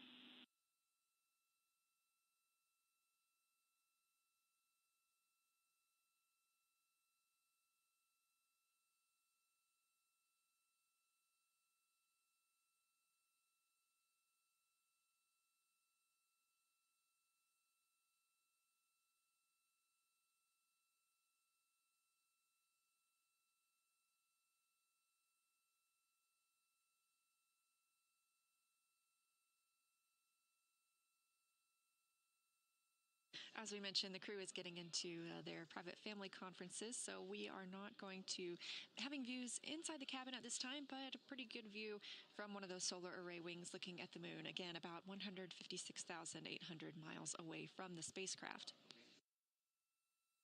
Lunar Flyby Day will be Flight Day 6, and our live continuous coverage will be showing you all the views we possibly can of the lunar surface and the crew as they perform that work.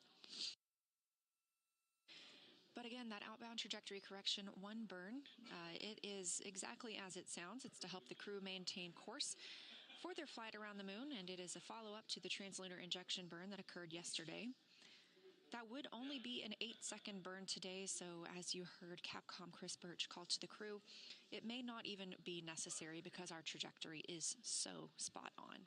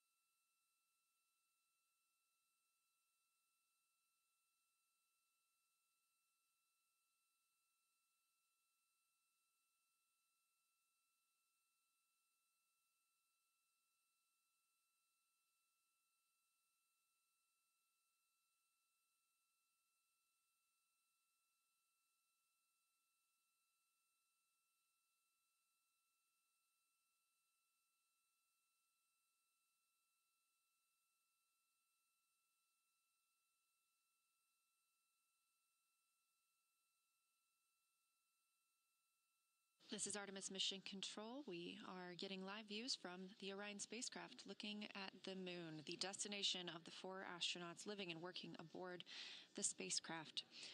Again, the crew woke up at about 12 p.m. Central Time today. They entered their post-sleep period, conducted their cabin configurations and hygiene before moving into the daily planning conference, which just wrapped up about 10 minutes ago. We do intend to see great views of the crew throughout the day while working aboard Orion. However, one of the crew members is enjoying a daily family conference right now. So while they are speaking with their family, we do appreciate the opportunity to give them some privacy, and you are getting this great view of the moon, currently 156,440 miles away.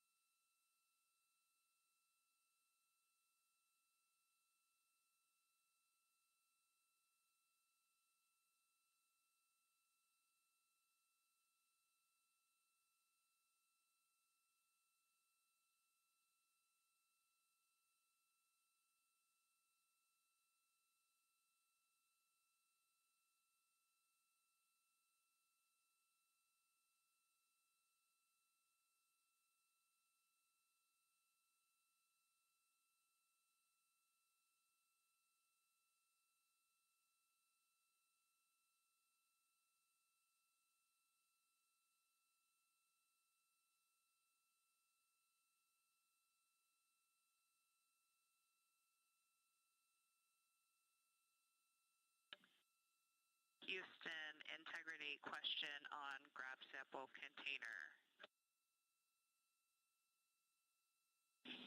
Christina, ready for your question.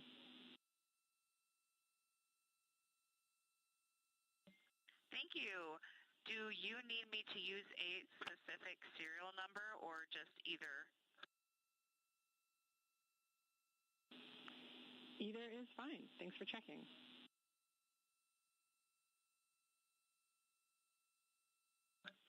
Copy. Thank you.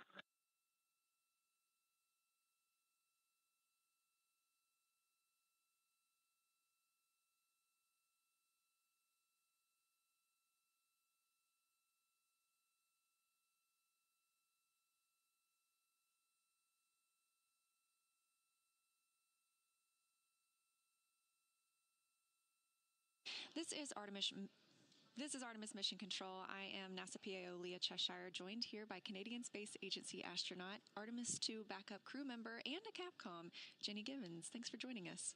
My pleasure. Thanks for having me. So I would love to know a little bit about your experience as a Canadian Space Agency astronaut. What has that journey been like for you?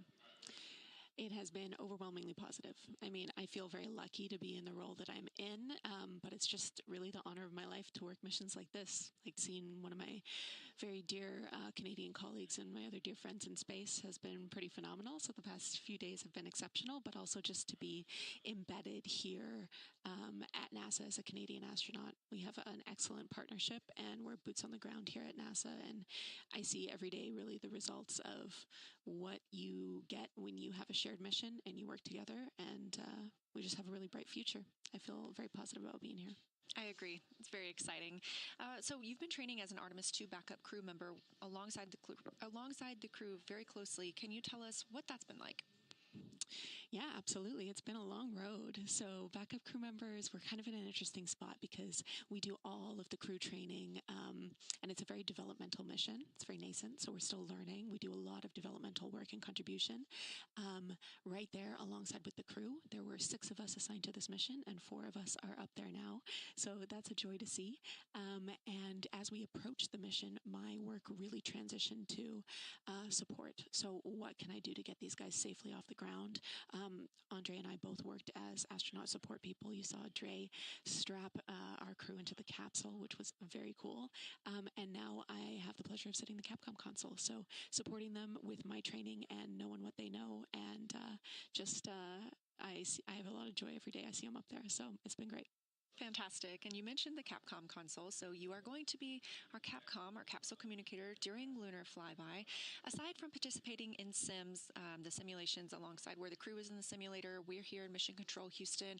How else have you been preparing for that monumental day? I have had the pleasure of working very, very closely with our science console. So for Flyby, we'll have Kelsey Young in there. She is a phenomenal geologist, along with many of our other science support people, and they really have been training us about how to observe the moon in a way that's accurate and helpful, but also just beautiful. Like, imagine what these crew are going to see. I just can't wait for that shift, like talking to them as they approach the flyby, fly so far away from our Earth, look back and observe both the moon and observe our own Earth. It's just an honor to share that milestone with them. So a lot of crew training, a lot of work with the geologists, which also has been a joy, and my own preparations about how I just want to share this with the world. I want people to be really proud when they see our crew do this and see themselves in the words that they share. We are so excited. I am counting down the hours. In fact, we are 3 days, 3 hours, and 49 minutes into the beginning of lunar flyby. And so talking about your Capcom experience, you were the lead Capcom for Expedition 63 aboard the International Space Station. So how did that help prepare you for this, and what are some similarities and differences? Absolutely. Well, flying the ISS is obviously, you have a lot of the same roles here in Mission Control, but it's very different. This is a very small ship. We have our crew totally plugged into what's happening all the time, a very defined mission and a much shorter mission. So I would say it's much busier.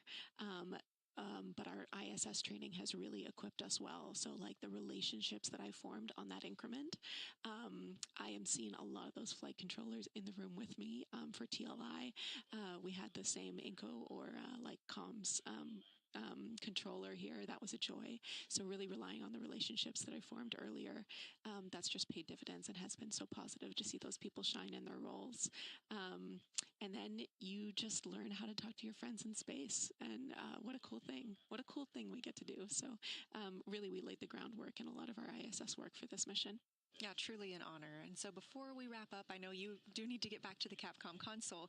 Do you have any parting words? Anyone you'd like to give a shout out to here? Yeah, absolutely. I have to give a shout out to the families. So seeing the resilience that the families of this crew and my own family have shown as we work to go further than we've ever gone before. You guys are amazing and the unsung heroes of this mission. And I just had the pleasure of being with a few family members during the launch, and it was beautiful. We had a few words, many smiles, many tears, and it was just a joy to see these people experience their crew members achieve their dream. I will truly remember it forever, and I am so proud of you.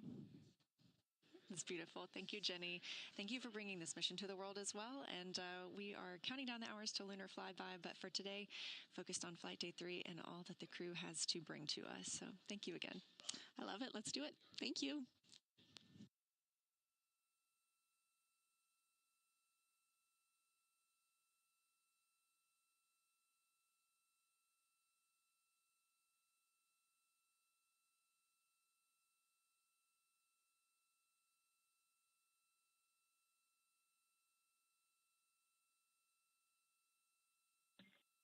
Houston Integrity, we had a great PFC on board, and we are ready for the bird conference.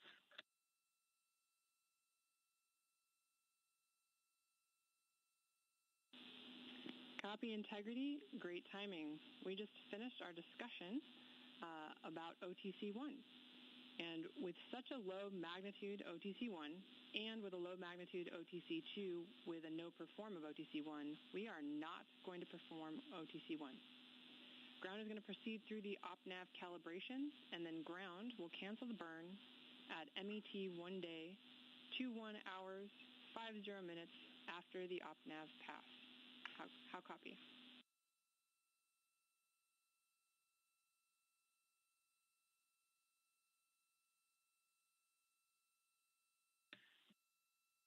We copy snow day, and understand the time is about an hour and 10 minutes from now when you're going to cancel.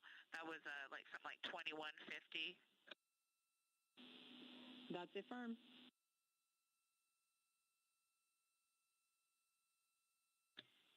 Great. Would you like us to follow along or do any steps before then?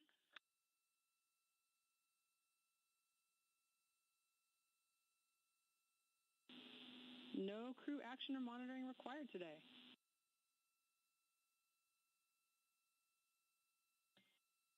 Okay, we will take the time to get this cabin looking good, and I think you can come back on board in the HHP camera. Sounds great. And Christina, thank you. We'll take you up on it, and we'll be coming on board.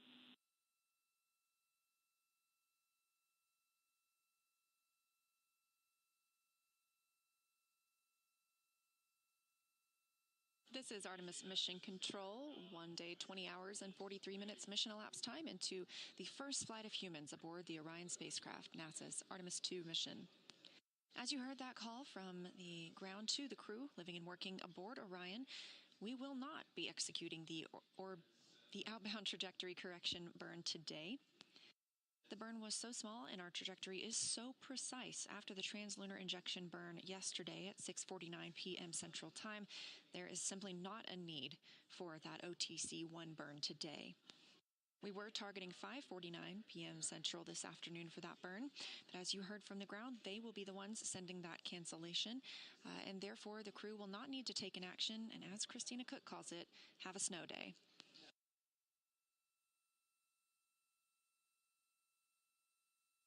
This is a live view outside the Orion spacecraft looking at the moon, 155,860 miles away.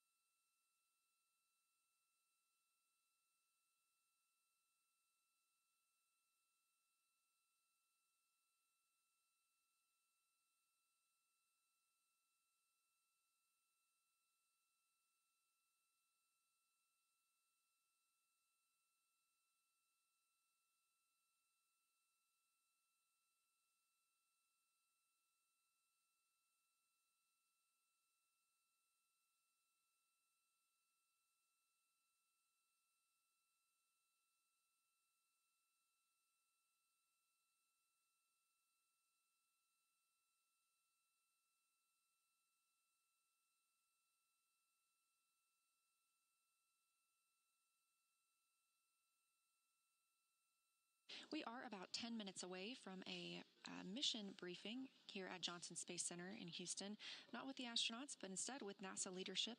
If you are watching on the NASA Integrity timeline. Go ahead.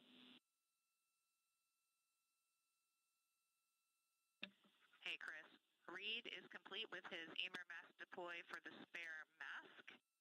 And we have a question about the PCD-4 when convenient. I'd also be ready to do the trash mini conference when convenient. And before we act on either of those, Reed has something for you regarding his PWD activity. Copy all. We're ready. For the PWD video, do you want that on an iPhone, on an HHP camera, or just whatever? Are you going to download that later? You're not looking to download it today.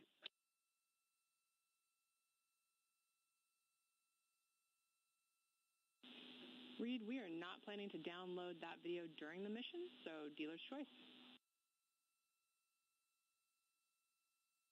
Okay, awesome. Thank you. That was Commander Reed Wiseman calling down about a timelined activity for the crew today. The PWD stands for Portable Water Dispenser. And the potable water dispenser is what the crew uses to fill drink and food bags. So the request from the ground and timelined on the astronaut schedule for today is to take a video using that potable water dispenser while filling up a drink bag, filling up a rehydratable food bag. Again, this is a test flight, and so we are experiencing everything for the first time with humans living aboard Orion. So this video will be reviewed by the teams on the ground after the mission.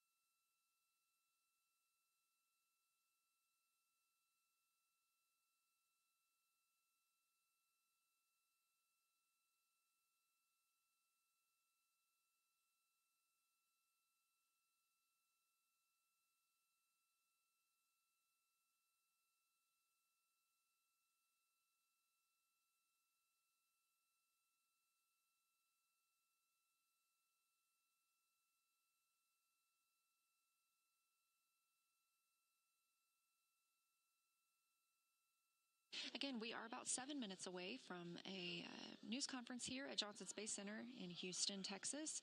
And if you're watching this live stream on NASA's YouTube, you won't need to go anywhere to tune into that news conference.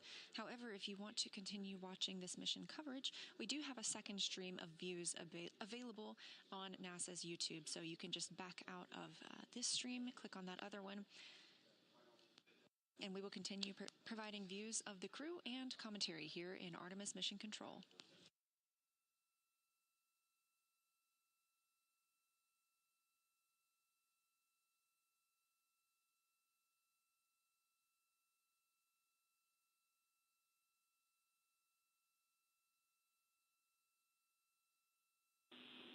Integrity, Houston, just let us know, Christina, when you are ready for PCD-4 talk and the mini trash conference. We'll just be here standing by.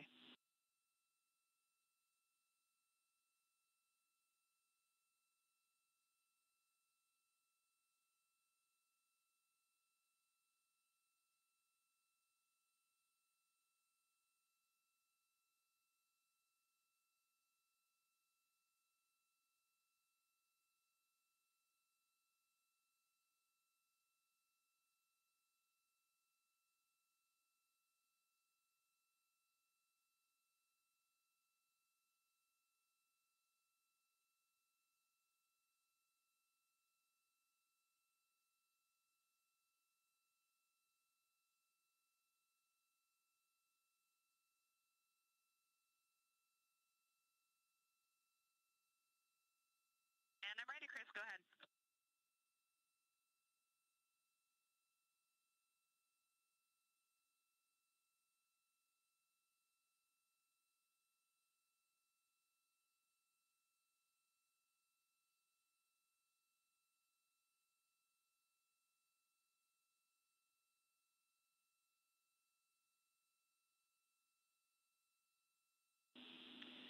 All right, Christina, this might be it. And Houston Integrity, let me know if you'd like me to go ahead and start with what I've got based on the question from the flight message, flight data message. I can just get started, and then we can generate some back and forth after that. Yeah, Christina, we will take what you got first. All right, thanks. Well, first of all, as you might imagine, there's kind of an inrush of trash when we first get up here as we're deploying everything. So we did generate quite a bit of trash in the first 30 hours of the flight. We've been managing that by kind of finding hidey holes for it and putting some of it back into empty locations. The majority of it is in official Orion trash bags. However, some of the packing material was just packed back into some of the Ziplocs that were part of the unpackaging process. So one question we have is, our understanding is that we were basically free to put trash into open locations in CTBs as it was generated, and that the hope or priority would be locations in the D and E lockers. We haven't really opened up much space in CTBs there, like there aren't any fully empty CTBs to start packing with trash. So our ask is, do you have a recommendation for where we should start prioritizing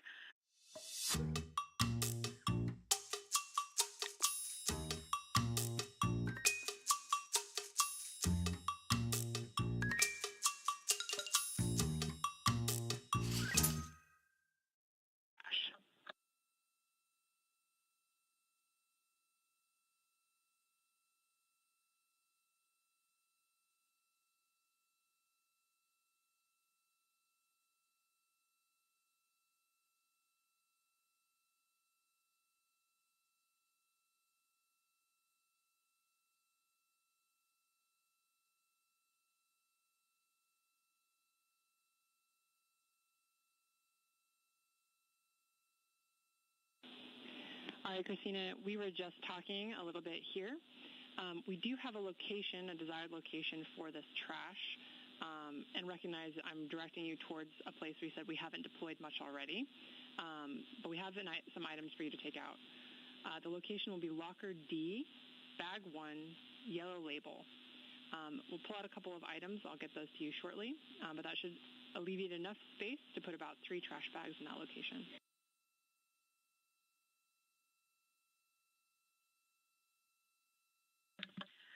That sounds great, and that will cover the loose trash that we have right now on board. We have about 4 bags altogether, and we found a home for one of them.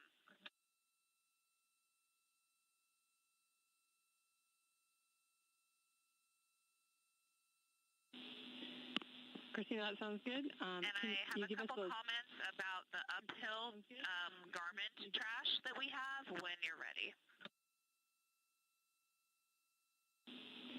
Yeah, Christina, sounds good. We'll take that uphill garment trash info and also would be looking for the location of that 4th trash bag just so we know where to restow things.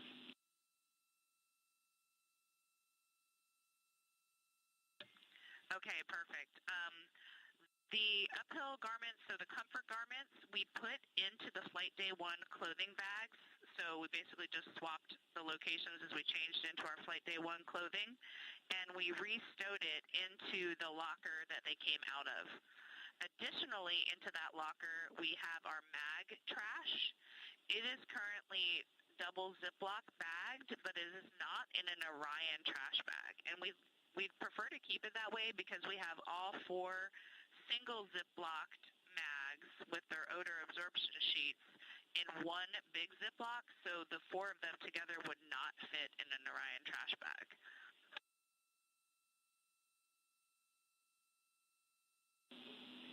Christina, we copy that location and that request.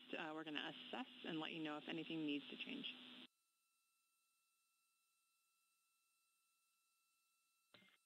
Awesome, thanks. I don't know off the top of my head the location of the 4th trash bag, but as I'm putting away the others, I'll come across it and I'll update you with that. Copy, sounds good.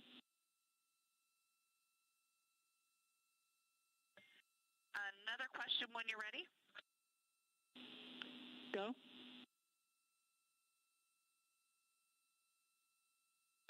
For all of the packing material, this would include clamshells, bubble wrap, Ziplocs, and regular Ziplocs.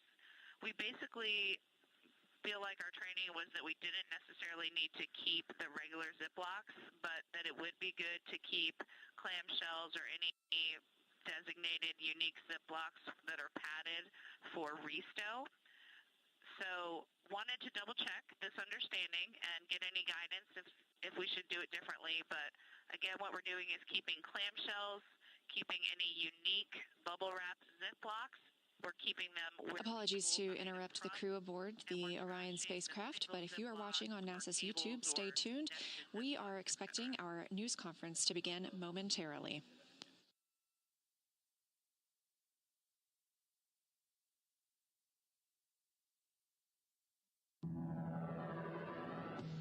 The Artemis II mission is a test mission of the Orion space capsule.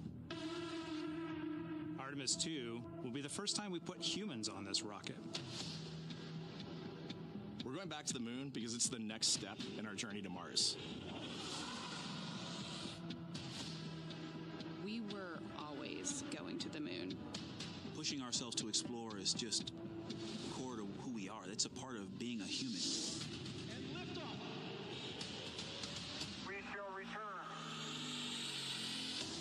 Continuing to test out every bit of Orion.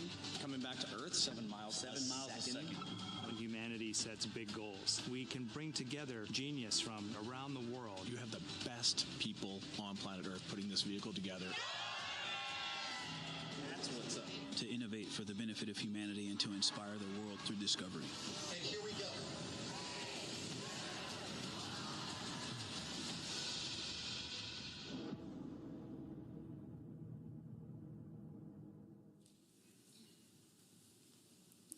Good afternoon and welcome to NASA's Johnson Space Center for our Artemis mission status update. We are joined today by Lakeisha Hawkins, Deputy Director for NASA's Artemis program, Judd Freeling, Artemis II Flight Director, and Howard Hugh, Orion Program Manager. We'll be taking questions from here in the room and through our phone bridge, but before we kick that off, we will go ahead and start with opening remarks. Lakeisha, go ahead. Thank you. And welcome to the third day of Artemis II. We appreciate the continued interest from around the world in the mission and in our crew. Since yesterday's translunar injection burn to send the crew around the moon, the mission continues to perform well overall, and the crew is in great spirits. Currently, the crew is more than 100,000 miles from the Earth and about 150,000 miles to go away from the moon. Victor said that we call amazing things that humans do moonshots for a reason. And indeed, this is literally and symbolically our moonshot that we're in the middle of. It's great to get some very clear video and images of the crew yesterday, and the crew configured their cameras aboard Integrity, and we have some of the latest images to share with you. If you could call up the first image.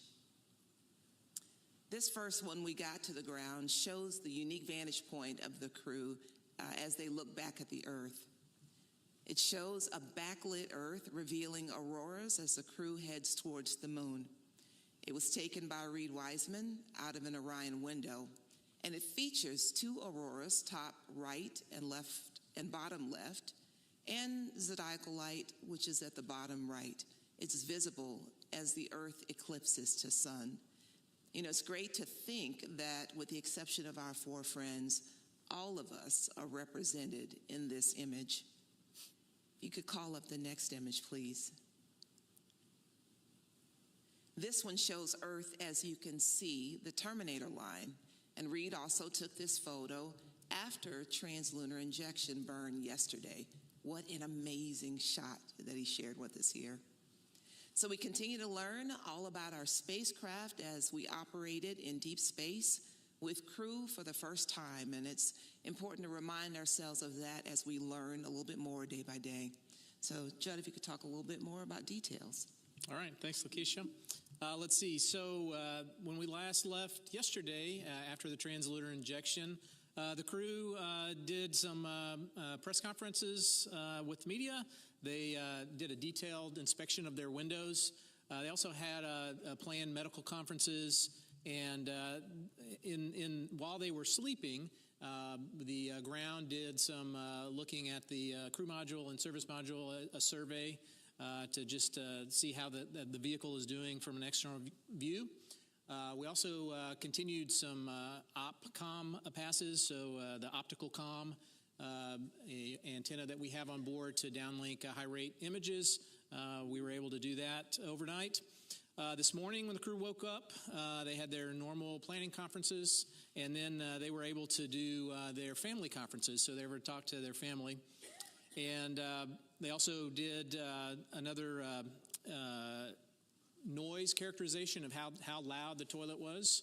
So they performed that. We had planned today a trajectory correction burn for OTC-1 is what it's called, orbital trajectory correction. The systems are doing so well, navigation and propulsion systems together, that was not needed, so we'll roll that in to the next planned trajectory correction tomorrow. And I'll hand it over to Howard to talk any specifics on the Orion systems. Thanks, Judd. Great to be here again. Let's see, our subsystems continue to perform very well.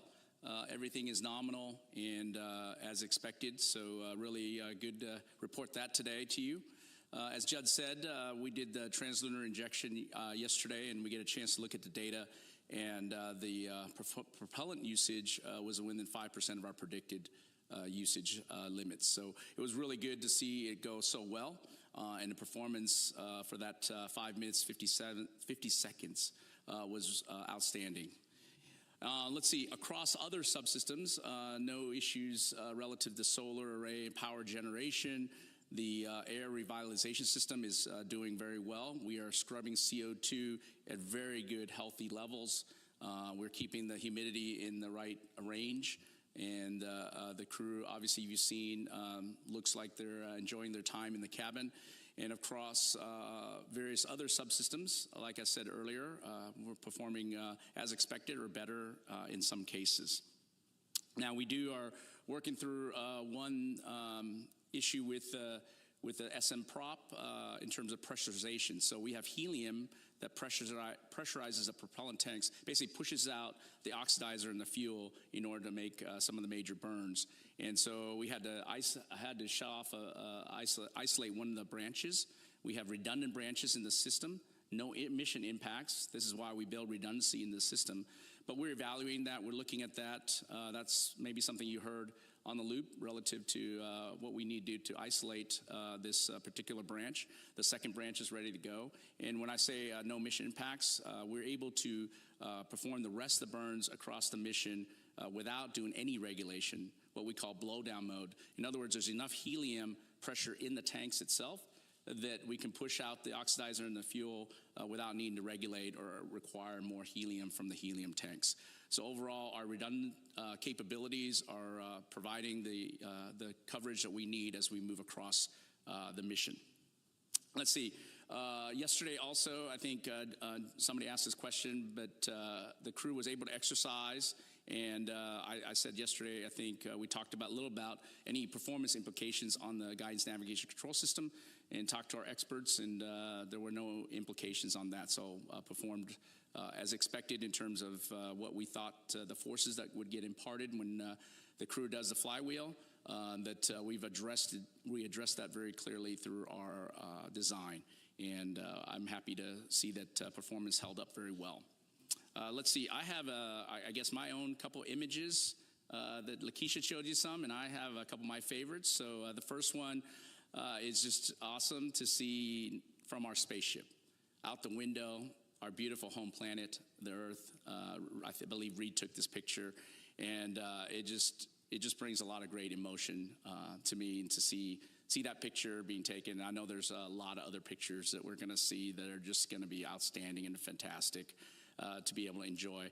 And then the second one, I had not seen the crew in a while. I've obviously heard them, but to see them in the interview, I do believe, I think Jeremy is too comfortable that way. I'm not sure he's working that hard, so I'm going to have to check to see if he's doing anything more than just laying there on the side here. But great to see the crew, great to see their smiling faces, and hear them talk about their experience already so far. And I can't wait to talk to them when they land home back Earth. And I think that's it for me today. All right, thank you. We will go ahead and start our Q&A session. If you're in the room, please raise your hand if you have any questions. And if you're on our phone bridge, please press *1. We'll start right here with Mark in the back. Hey, hello, everyone. Good to see you all again. Mark Strassman with CBS. John, I want to ask you a question, if it's okay. You know, there are millions of Americans, unlike people in this room, who are just catching up with the fact that there's a moonshot going on this week. Who knew? So I want to just sort of scoot ahead to Monday's milestone, the lunar flyby. Why does it matter? What do you hope to get out of it? So it matters because, you know, the whole point is to go back to the moon. The whole point of this mission is a campaign to get back to the moon. And the being able to see with human eyes the lunar surface is a huge milestone, right? And that just articulates the point, you know, that we're going back to the moon, we're going to stay there, right? And so this is the first step towards that. We'll obviously build upon that. We'll get eyes on the moon, kind of map it out, and then continue to go back and in force. Yeah, I think maybe I'll go next. I think for us, I'll just touch or follow on what Judd said, which is the building blocks. You know, we're building a transportation system. And to have a reliable and robust transportation system, you need to test flight the transportation system. And I think that's really important. We've demonstrated on Artemis 1 with uncrewed capability. We've added a very important aspect of it, which is the crewed capability. And that crewed capability enables us to really understand how, when we have people in the cabin, how the systems operate and adjustments we need to make. You hear a lot of these kinds of things that over the loop, you know, minor adjustments we need to do. Certainly engineering expertise and the design we put in has a certain understanding, but until you put people in the mix. Aspects and what we are learning from taking ourselves around the moon. The other part, obviously, is what you talked about, which is capturing the imagination of people, right? And we have far more engagement than we had hoped to have, and we hope that it will increase as we continue to take further and further steps into this mission. Okay, we'll take our next question here in the front, and then Eric next. Hi, Mark Kirkman with NSF. This is probably for both Judd and Howard. I'm very fascinated, we just saw some imagery of the waste dump, and I'm very fascinated with the prediction of needing the correction burns versus what's going to be the reality. I was wondering, because there's so little available material on the subsystems, at least publicly available material. Can you summarize the things other than the waste dump that would affect or perturb the trajectory? What vents off of this vehicle as opposed to what we know from shuttle like fest dumps and stuff like that? And were you surprised that you didn't need this burn? Are tighter in the prediction than is the reality tighter than the prediction was so far? Yeah, so two parts to that question. First, so the major contributor to dispersions is what we call them, basically unplanned little tiny jets, are the carbon dioxide scrubbers. So they vent overboard, right? Vent the CO2 overboard. And so that's it's supposed to be a non-propulsive vent, but it has some propulsion to it, just like the urine vent has a little bit of propulsion to it. And so that causes minor trajectory deviations. Were we surprised that the orbiter correction or the trajectory correction was a no-burn? No, not at all. I mean, it's well within bounds. What happens really is We have a threshold by which if the required correction is low enough, that means that our fidelity on our lowest thrusting jets, our reaction control system, it's just not.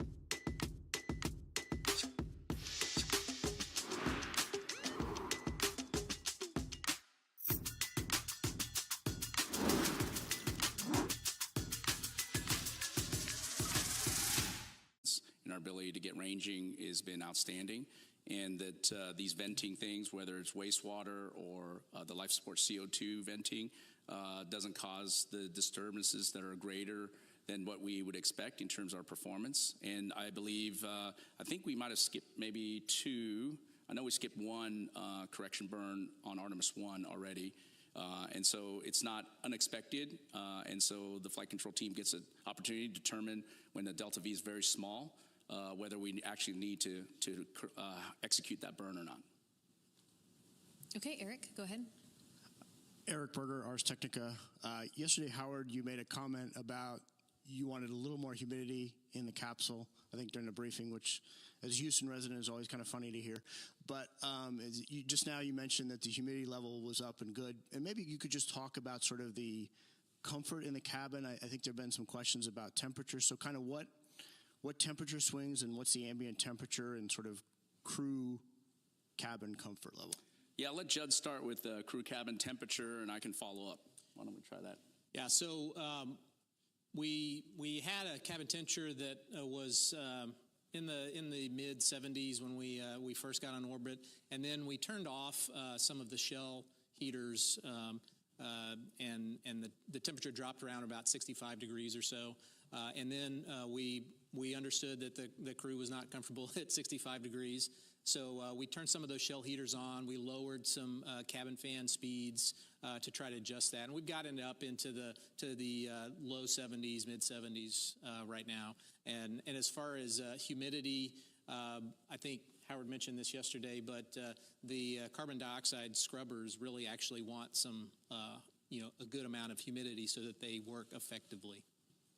Yeah, so I'll answer. We've got a lot of different kind of knobs to turn to enable the comfort level or temperature changes. For example, the pressure vessel heaters that Judd's talking about, we can go up to 85 degrees. We're not anywhere close to that yet. So that's one knob, and we have other things where we could slow down the coolant loop speed as well in terms of how we trade the heat or the coolant that's necessary to go into the cabin as well. So a lot of different options are available. And overall, keeping a steady state relative to humidity in the cabin allows us to make sure we get good readings also from the CO2 and the CO2 scrubbing associated with that humidity. I do want to remind us, though, that this is a part of what we want to do. We want an opportunity to be able to exercise these knobs that Howard is referring to so that we have a good characterization of the system going forward. We understand the capability of the spacecraft and its systems. This is what we want. Okay, we'll take our next question right here. Thank you, Mark Carreau with Aviation Week in Space Technology. I wanted to refer back to the external survey you did with solar array cameras of the Orion and the service module, just to see if you saw anything initially of concern that would have been damage to the exteriors, or it looks good. Yeah, I have not personally seen the photos from our survey. I did watch it a little bit on TV as well, but I have not heard anything that we're concerned about, Mark. I think we will continue to go to fine detail and look at the pictures. Our thermal protection system team is doing that right now, and they'll give me a report out tomorrow morning and show me anything that they found relative to any damage. But we don't see anything relative to the back shell panels or anything like that that would cause anything of concern based on a preliminary understanding. Okay, Jackie, go ahead. Hi, Jackie Waddles, CNN. Thanks for doing this. Quick question for Judd or Howard. I understand that during the latest communication with crew, they were talking about mopping up some kind of leak with towels. I'm not sure I understood exactly what was going on. I'd love some insight there. And then tomorrow, there's a couple of things on the schedule I'd love to hear more about with this manual piloting, flight test objective, and a selfie moment. I'd love some insight into what's going on there. Thanks so much. Sure. So mopping up water. So it's not uncommon for whenever they're filling drink bags for a little bit of water to come out. The particular incident I think that the crew was talking about likely was as we were filling the contingency water bags. Whenever we had to fill them, there's a straw and a syringe, and you put a towel around it to make sure water didn't come out. There's also a feature of the potable water dispenser such that when you turn the valve off, it still dribbles out water for a little bit. So those are probably the couple of things that they're talking about. As far as tomorrow's objectives, manual piloting, so we're going to do 2 different modes. It's called 6 DOF and 3 DOF, 6 degrees of freedom and 3 degrees of freedom.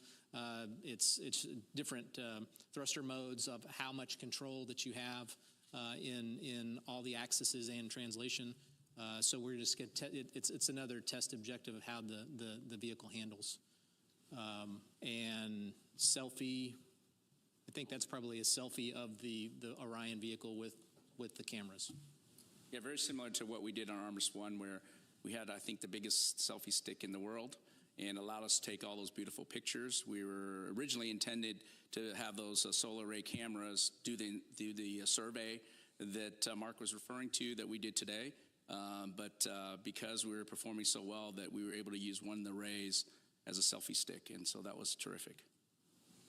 All right, we'll head to the phone bridge for a few questions. Our first question there is from Joseph Howlett with Scientific American.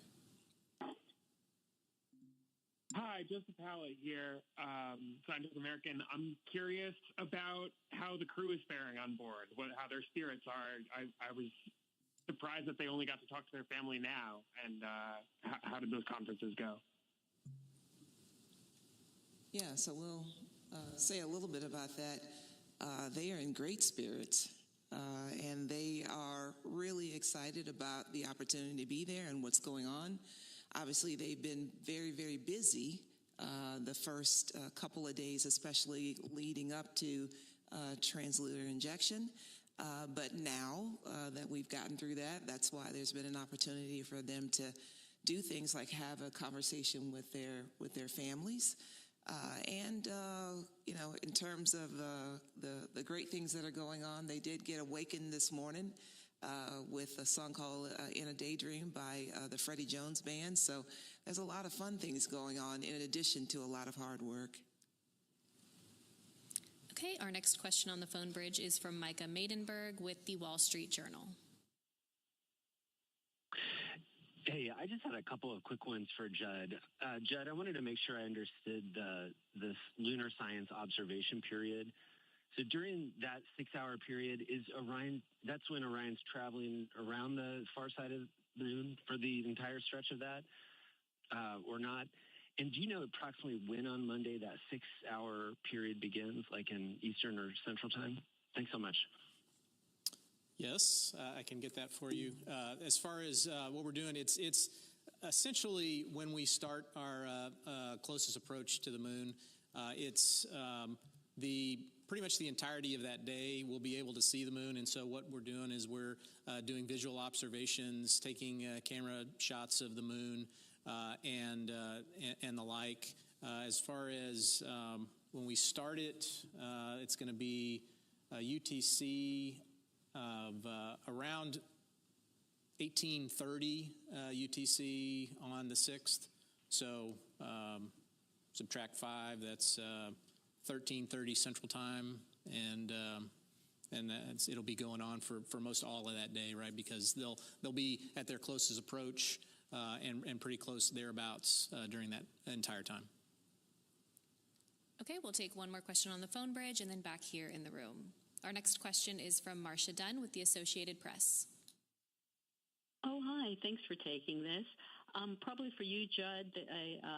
NOAA just issued a geomagnetic storm watch, G2, coronal mass ejection. I know you guys are watching this throughout the mission, but will this one, it doesn't seem to be too bad, but will the crew be doing any precautionary measures because of this? And same question from yesterday. What's the latest revised numbers for closest approach to the moon, all the numbers and distances? Thank you. All right. Yes. So we do have our radiation specialists that monitor all of that stuff, and if any of the sunspot coronal mass ejections happen from the sun, if they get to be a concern, then obviously we have mitigations, radiation shelters we put up. We do not expect that from this one, but we are continually monitoring that. As far as the updated numbers, I've got in statute miles. Should be 252,757 statute miles at our furthest distance from the Earth. You're not going to convert that to nautical miles? I think Howard's got an app for that. Yeah. Okay, we'll take our next question right here. Go ahead. Hi, Lauren Grutch from Bloomberg. Thanks so much. I just wanted to go back to that helium issue you were talking about earlier. You said you isolated that one branch. Just wondering if there's any concern if the second branch that you're relying on now has a similar issue, or is that redundancy you mentioned earlier, would that kick in for this problem? And then I've just been listening to the loops, and it sounds like there have been various, sensor issues or issues that are cropping up that don't seem to be an issue, like there was a suspected cabin leak, caution alarms that were coming on, but then turned out to be false alarms. I'm just curious if you're sensing any pattern with that, or is that just random glitches for a test flight like this? Yeah, I'll start. The other second branch on the oxidizer side is performing very well. No issues there. And so, again, that redundancy is there. And I said earlier, we do not need to regulate either on that line either for the rest of the burns. So I think both redundancy paths are in good shape. I would say, and I'll let Judd maybe talk some specifics. In general, Lakeisha said earlier, we're learning from this vehicle. And the caution warnings are based on, limits.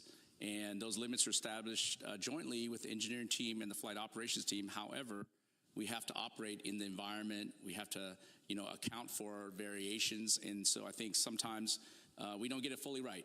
And when we don't, we correct it, and we'll make adjustments real time where we can. And if we need to, we'll make adjustments for the future as well once we get all the data. So I think all those things are part of the learning that we're doing, and certainly good to keep the team on their toes. And making sure that we're not only watching the systems very carefully, but we understand what the system is telling us, and we're adjusting based on what we understand from the data. Yeah, and I'll add to that. So it's important to remember on Artemis 1, we didn't have a caution and warning system because we didn't have a crew on board that we needed to alert them about, right? And so while we did measure, all of the things we did, we obviously didn't have an ECLIS system on board either, so that we knew what the behavior of that was going to be. So this is all part of exactly what Lakeisha is talking about. Is this is learning. This is learning how the vehicle operates with the human system in the loop, right? Okay, we'll go to Bill next. Hi, Bill Harwood with CBS News. This is a question I get asked a lot, and I realize that it depends on who you ask how it gets answered. But, given all the Apollo missions, the satellites that we've had around the moon at much lower altitudes than these guys are going to be at, the question I get is, what do human eyes really bring to this? Even if they've got nice cameras in their hands, they're a long way from the surface. 4,000 miles.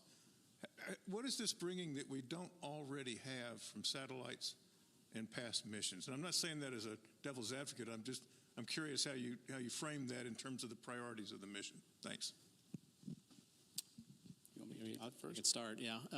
So my understanding, talking with the scientists, is that your eyes, the human eyes, can resolve details much better than taking a picture and then looking at the picture, even with a telephoto lens. And so that observation that the scientists are looking for is really what's key, even from as far as away as you mentioned, 4,000 miles. There are still things that the human eye can pick up with granularity that are important to the science community. Now, I can't talk about what those specific things that the science community is looking for, but that's my understanding. Yeah, I think I'll try to maybe repeat what I said earlier. When I tell people this, and it's really purely from a spacecraft side, when we talk about wanting to have a moon base, wanting to have people on the surface of the moon or other planets, you need a way to transport people safely to that particular domain. And to me, it's very important that we do everything we can to understand and provide that capability in a robust and reliable way. And you have to walk before you can run. And I think this is very important in our step towards exploration, is learning, as we talked about earlier with all these questions relative to our subsystems, learning about how the subsystems operate in space. How do we put people in space, especially to the moon first? We haven't done that in over 53 years. This is a whole new generation of learning that we're trying to do. Certainly we learned a lot from our Apollo, I call giants, but we have our own learning to do, and we're trying to be more capable, and we're trying to provide more numerous opportunities to go to the moon so that we can put people down on the surface. All right, we'll take our next question right here. Go ahead. Hi, Michael Adkison, Houston Public Media. I know you guys are all too familiar with the Apollo 8 comparisons to this mission. They obviously did their Christmas Eve broadcast, and Sunday is Easter. We're in the midst of Passover, and Ramadan even was a couple of weeks ago. Are there any plans to do any sort of downlinks to mark the occasion or anything like that? There will be an opportunity, obviously, to hear from the crew, and we will be having a conversation in terms of what they intend to share with us. They are always inspirational in their communication with us, and we're really looking forward to that. Okay, we'll take our next question right here in the middle. Hi, T.G. Mascaro with the Epoch Times. Thank you so much. My question, Howard, what specific things have exceeded your expectations in terms of the Orion spacecraft? Well, that's interesting. I would say that, just how happy and how well trained the crew is and our teams are to just work through just minor issues that we've had. To me, it's not so much an exceedance of expectation. I expect that, but just to see it in play, just to see how well that's working out. Of course, I expect our spacecraft to perform, but you never know. This is why we have a flight test, and it makes me very happy to see that although we have some minor issues to deal with, the team operates very well with the crew, both on the ground collectively between our mission evaluation room, our flight control team, and with the crew together, working together. And of course, the spacecraft is responding in a way that, of course, we knew about from Artemis 1. Every spacecraft is different, but the process is the same, the rigorous testing that we do and the analysis we do. And so I would say that it's always good to beat expectations. Richard Two of the Post newspaper. A question for Judd. Talking a little bit like a different aspect of this. So that with the MCC, can you talk about so many moving parts make this mission successful coming out of that department?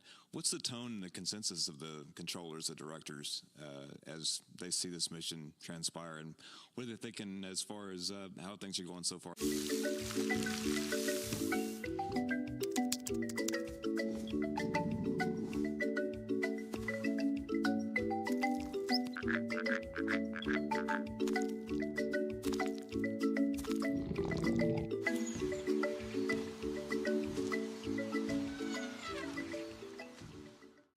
Training for this mission, developing the mission, being able to work well with all of the teams together, and to see that come together, I think there's a lot of excitement there, and it shows.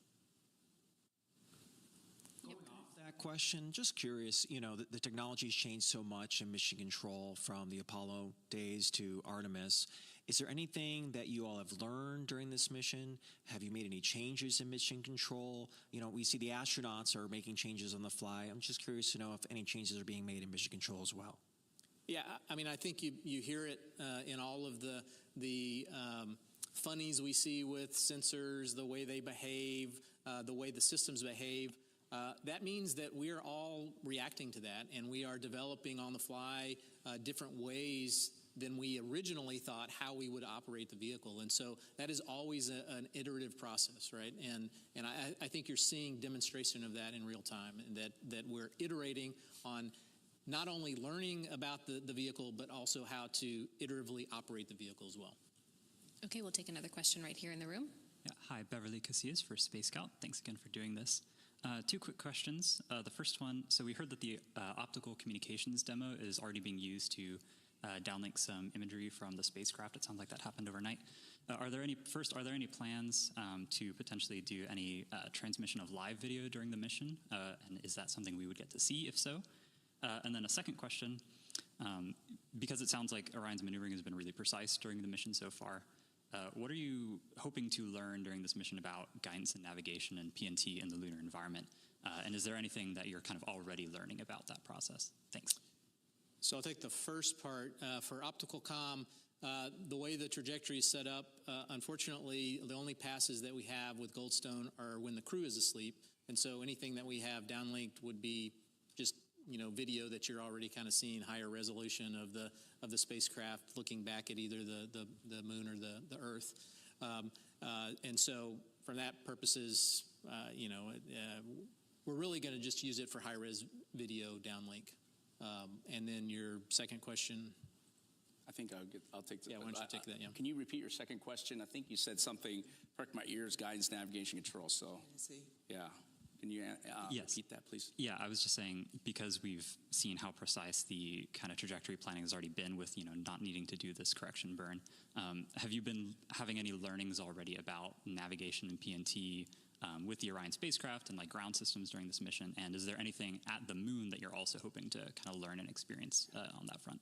So, we're using very traditional navigation instruments, so star trackers, the inertial measuring units I talked about yesterday. I think those are, we expect them to be precise.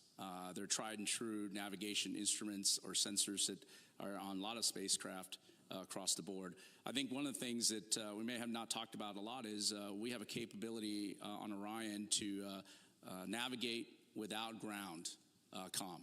And that's the optical comm system, optical navigation system.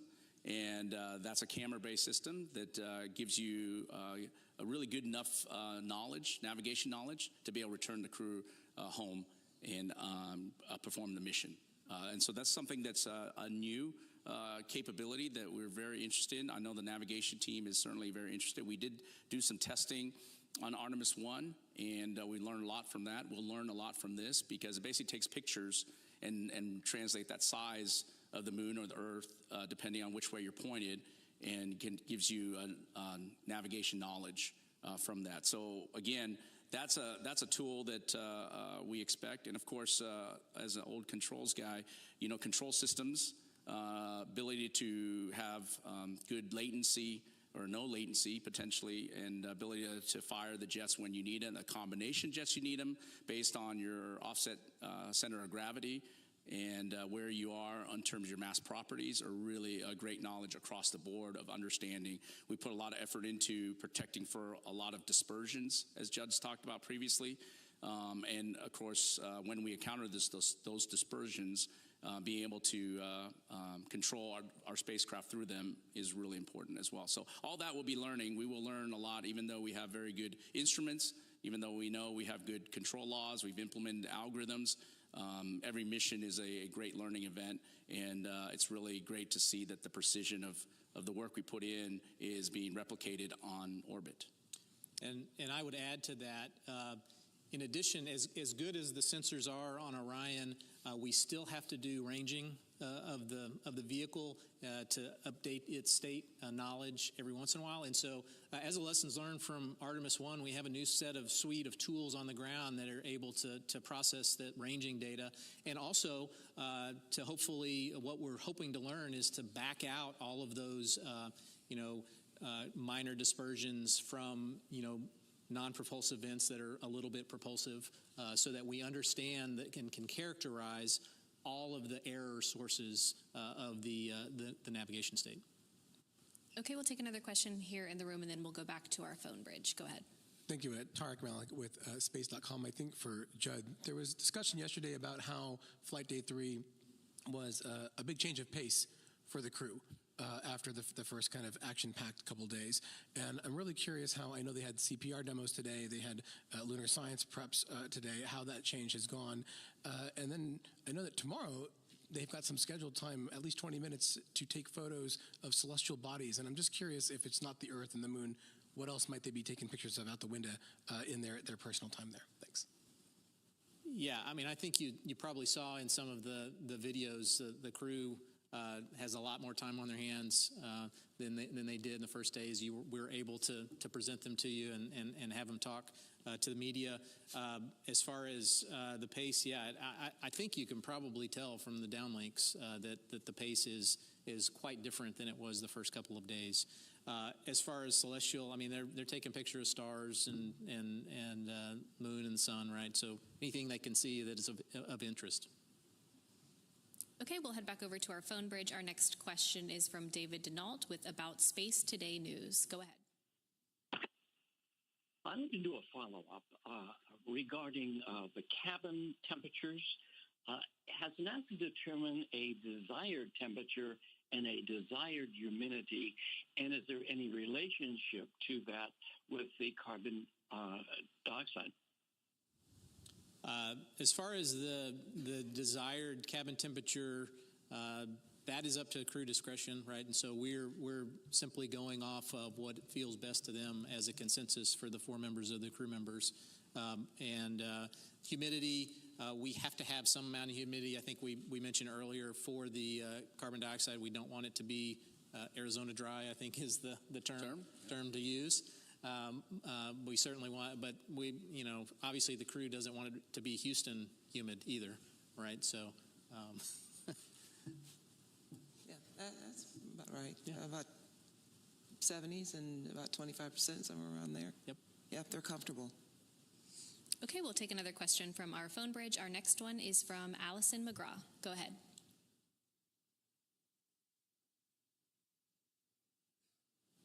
Hi, Dr. Allison McGraw, Mysterious Meteorites.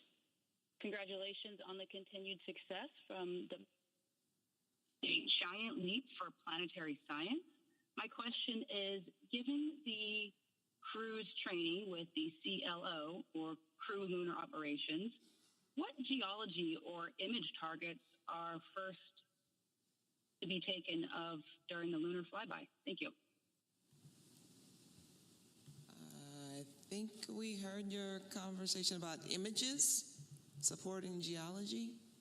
Yeah, so the crew is definitely going to be preparing themselves during the lunar flyby and during the time that they are going around the moon to take images. They are actually working now with the science team that has gotten underway, and they are doing preparations and working together to figure out what will be of interest and what they expect to see on flight day 6. And so that coordination continues as guided by our science team. Okay, we'll go ahead and come back here to the room. If I can get a show of hands, how many more questions we have? Okay, we'll jump right over here. We'll take a few on this side, and then we'll come back over to this side. Hello, Dan Lenahan from the Naval Postgraduate School. You've talked about this mission being a flight test program and an envelope expansion. And with the importance of the International Space Station, can you maybe talk about how the systems in Orion were originally kind of tested out prior to this mission in order to kind of succeed? Yeah, I'll start with the Universal Waste Management System, or the toilet. The same toilet was flown on space station. I think the crews there were able to operate it for roughly about 2 weeks, if I remember. And so that was a really good, important test in a relevant environment against our toilet that we would be able to fly to the moon with. So that's one piece. I don't think there's probably smaller equipment, like, for example, the CO2 removal system. The heart of it is these amine beads. They absorb CO2 and then we vent it out. The same technology is on the space station. Different way how they approach it, but very similar in terms of absorbing and desorbing of the CO2 that comes from us humans. And that was also a really good foundation to stand on in our confidence associated with ability to remove CO2, although in a different manner on board our spaceship. So those are two probably the big items that I would translate between what we've learned from space station and what we've applied for Orion. Okay, we'll take our next question right here and then right behind you after. Thank you. Jonathan Seri with Fox News. I'm interested in the medical equipment on board. How did the CPR demonstrations go? How did the other demonstrations go?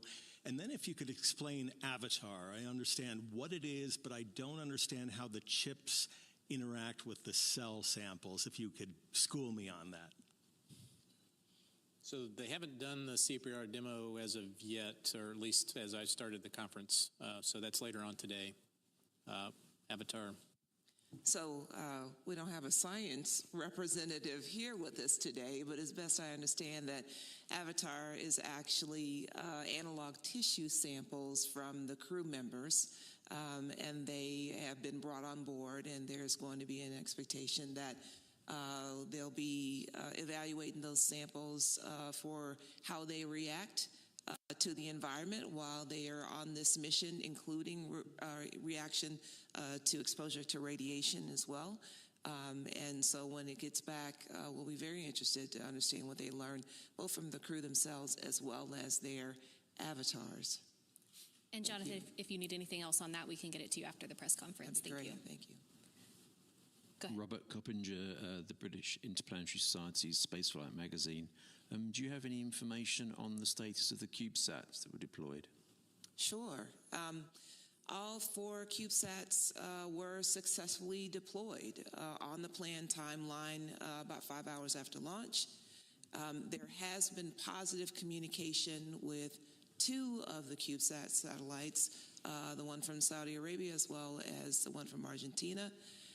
And then in terms of how they're faring, at this point, it would definitely be best to reach out to the payload owners in terms of how they're doing. But they absolutely were deployed as expected.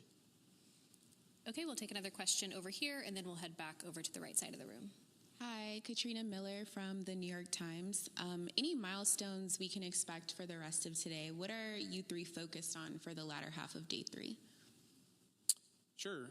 As was previously mentioned, we have the CPR demo. We'll have another press conference with the crew. They'll go look at do their med kit evaluations of what they have on board. Also, we have, as far as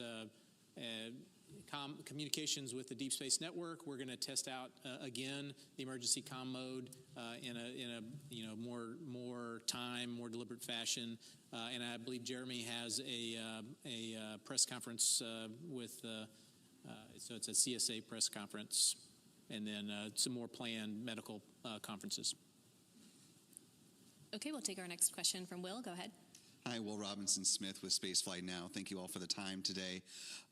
Question for Howard. It might be a little bit early to ask this, but from the performance you've been seeing in Orion so far on hardware and a software side, do you foresee any notable changes or updates to hardware or software for the Orion spacecraft that will fly Artemis III at this point, besides the heat shield, of course? And then the images that we've seen so far, for whoever wants to take this, so far have come from Reed Wiseman.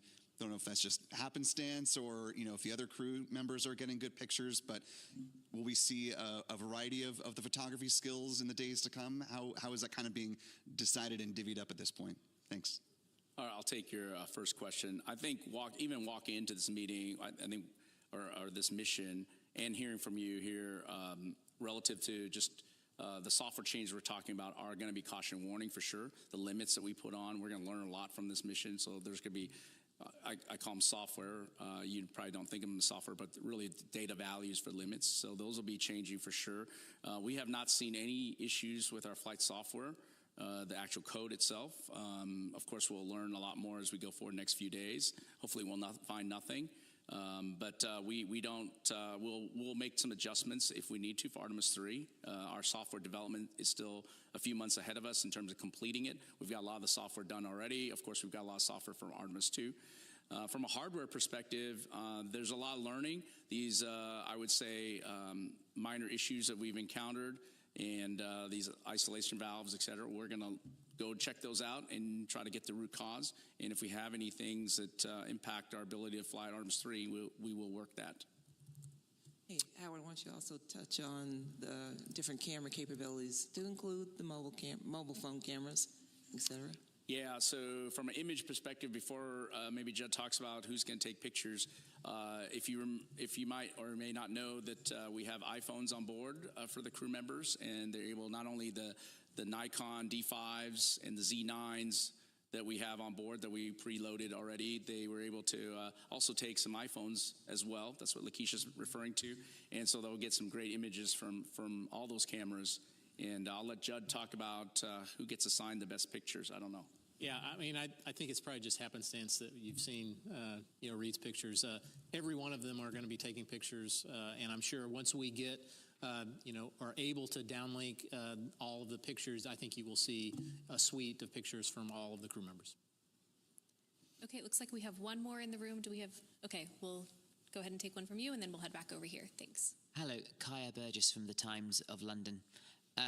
Moon, is there any plan in the future to try and overcome that for future missions, to try and use kind of satellites at Lagrange points or wherever it might be, so that in future that communication behind the moon will be possible and you will never be out of signal in the future? Obviously, it's been possible for Chinese missions that have landed landers on the far side. Is that something that you will be looking into?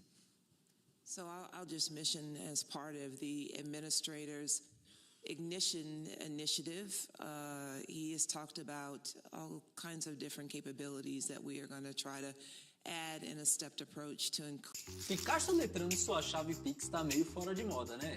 Bora simplificar isso aí? Com a maquininha da Infinity Pay, você recebe Pix com taxa zero. É só gerar o QR Code e o cliente escanear. Pagou, o dinheiro cai na sua conta na hora e ainda imprime o comprovante na hora também. Muito mais prático, né? E bem mais chique. Se preferir, dá para cobrar direto pelo app também. É fácil igual. E claro, ele aceita todos os tipos de cartão. Débito, crédito e até parcelado. Você vende em até 12 vezes com as melhores taxas e recebe na hora ou em um dia útil. Aproveita! A maquininha tá com desconto e o frete é grátis para todo o Brasil. Question, no, there's physics takes over, and physics will absolutely get us back to the front side of the moon. Let's see, I don't think I have the timing yet on this for how long we're going to be out of comm, but I can get you that. It's about 40 minutes? Yeah, it's around. Somewhere in that vicinity? Mm-hmm. Yes, it is 40 minutes. All right, well, it looks like that's all the questions we have for today. Thank you so much for joining. We'll see all of you back here again tomorrow at 4:15 for our next mission status briefing. As always, you can keep up with all the latest news and events during the Artemis II mission at nasa.gov. Thanks for joining.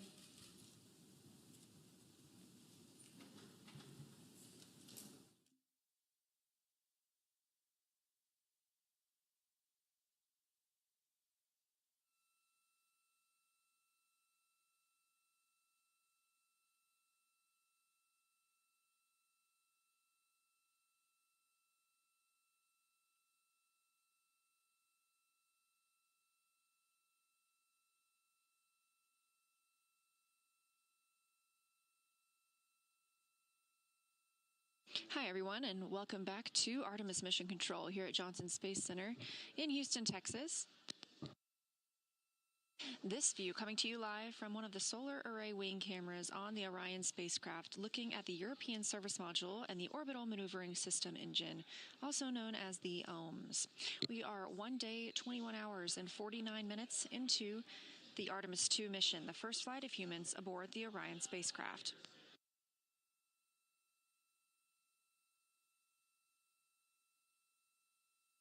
Orion and her crew, Reed Wiseman, Victor Glover, Christina Cook, and Jeremy Hansen, are now 111,482 statute miles from Earth and continuing to increase that distance as we continue to grow closer to the moon, 153,763 miles away. We've just wrapped up our daily press conference, during which mission management is able to answer questions from the media. We have another one of those scheduled for tomorrow afternoon at 3:30 p.m. Eastern Time. We're live here in Mission Control Houston 24/7, providing updates as the crew continues their work aboard the Orion spacecraft. One of the most major events for today was the OTC-1 burn. That was the Orbital Trajectory Correction 1 burn. That was timeline to happen at 5:49 p.m. Central Time. However, that burn has been canceled because there is no need to correct the trajectory of Orion at this time. That burn follows the translunar injection burn at 6:49 p.m. last night. The translunar injection burn took us out of high Earth orbit and sent us toward the moon. It also commits us to a splashdown on Flight Day 10. Because that burn was so precise, teams were able to cancel the OTC-1 burn today.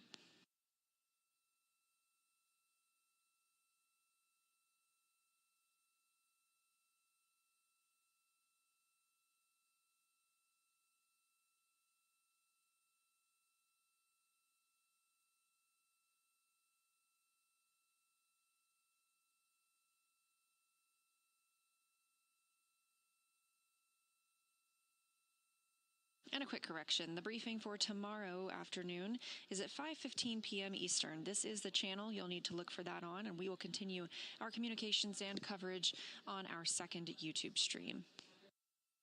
However, we are back here with the crew for the rest of the day. They woke up at 12 p.m. Central Time and have since then configured the cabin. They also spoke with the teams on the ground for the daily planning conference, and we got some great views inside the cabin.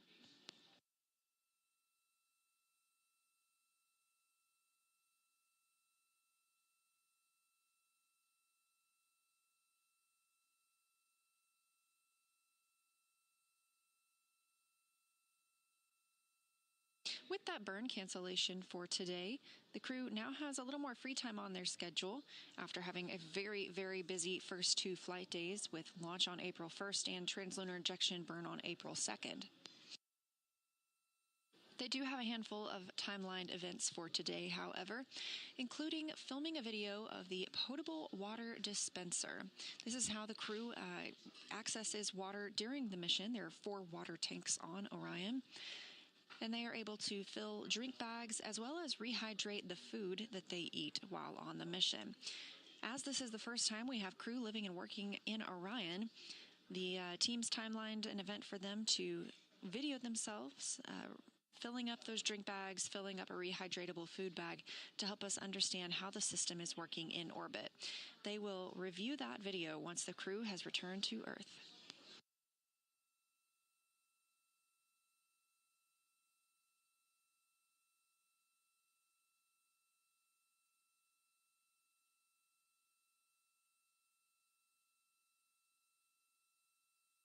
There are a handful of medical devices on the spacecraft as well, and so other things the crew will be working on today is checking out those medical devices. One of those is the electrocardiogram device. They'll be able to check that out on one of their fellow crew members.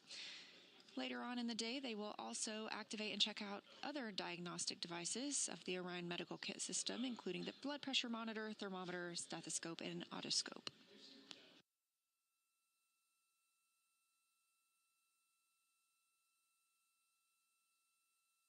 And staying in that medical timeline, the crew will also be conducting a CPR demonstration. They'll be using their medical emergency procedures to simulate methods to treat an airway obstruction if one were to occur on Orion.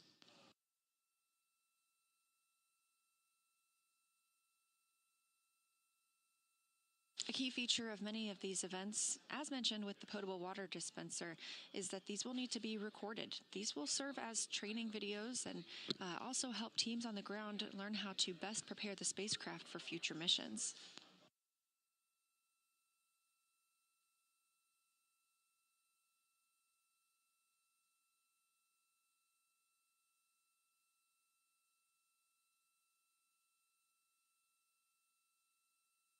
Later this evening, it looks like about 10 p.m.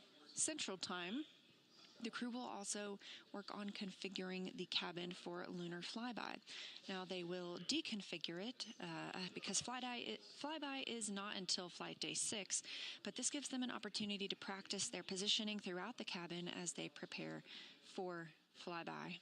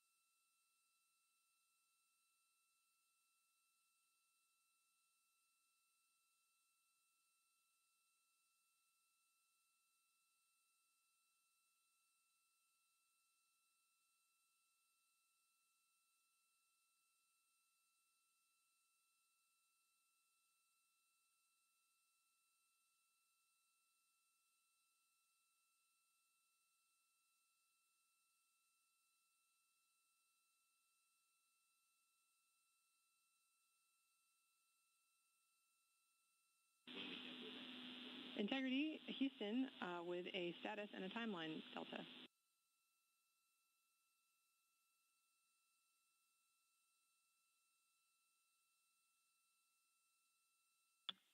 Go ahead, Chris. All right, we wanted to let you know that we are stepping into our burn cancellation procedure here from the ground.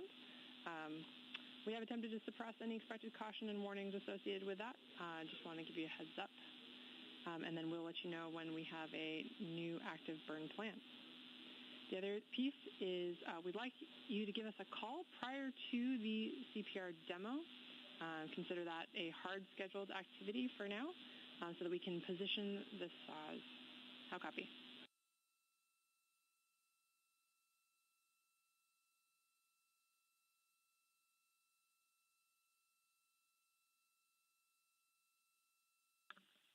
Copy all, and let me know when you're ready for me to start exercise. All right, Reed, I will let you know.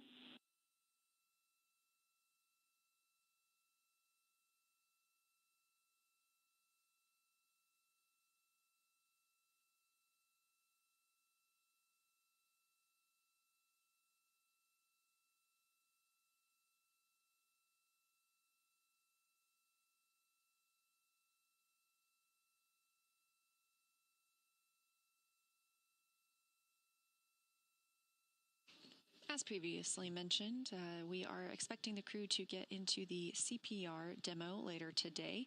That won't be until just before 7 p.m. Central Time, but the team on the ground has asked the crew to let them know before they start that demo so they can park the solar arrays. Reed Wiseman also called down that he is standing by to begin exercise. That's another opportunity for the team to park the solar arrays, and by doing so, it keeps any movement that happens inside the spacecraft from damaging those arrays. We did see some movement yesterday while Commander Reed Wiseman was exercising. The crew uses a small flywheel device. It only weighs about 30 pounds in comparison to over 4,000 pounds of equipment on the space station. And the crew is timelined to exercise for 30 minutes a day to help maintain their bone and muscle strength. This, a live view of the Artemis Flight Control Room here at Johnson Space Center. Down toward the bottom of your screen, Capcom Chris Birch, NASA astronaut who you've been hearing speaking with the crew, and next to her, Capcom and Canadian Space Agency astronaut Jenny Gibbons, also a backup flight crew member for Artemis II. Near the top of the screen, Flight Director Jeff Radigan, and to his left, Flight Director Diana Trujillo.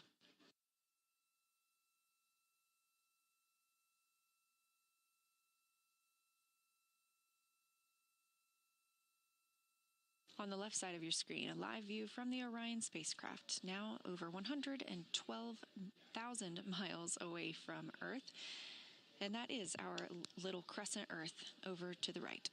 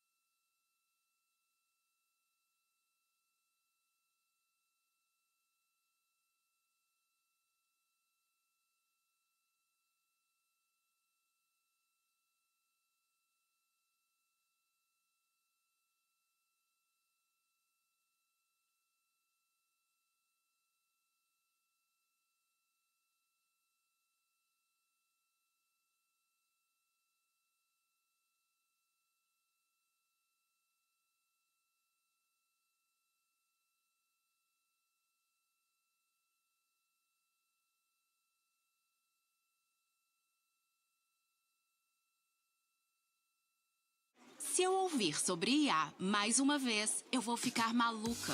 Até que a Monday.com apareceu. E eu fiquei tipo, agora sim. Meu time parou de ficar procurando em milhares de documentos diferentes. Agora o Monday Sidekick faz isso, separando e priorizando as informações de acordo com o que a gente precisa. Coisas que meu time passava horas fazendo, agora são feitas rapidinho. Eu uso para coletar insights e criar planos de ação o tempo todo, principalmente naqueles dias com uma reunião atrás da outra. Todas as ferramentas de IA ficam dentro da Monday.com e usam nossos próprios dados como base. Com a Monday.com, a IA não é um futuro inatingível. Ela está aqui e ela funciona. Estamos realmente economizando tempo e recursos. Comece hoje o seu teste grátis na Monday.com, a plataforma de trabalho que você vai adorar usar. With a mag stowage follow-up for Christina.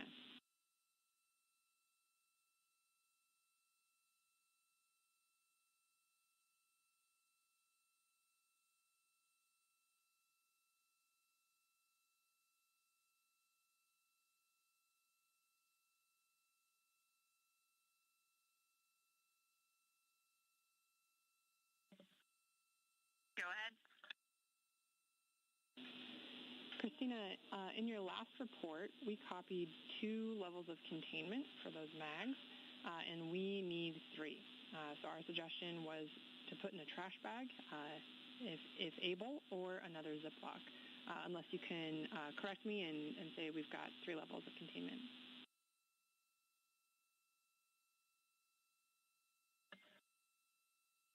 Will go. Thank you. Thank you much.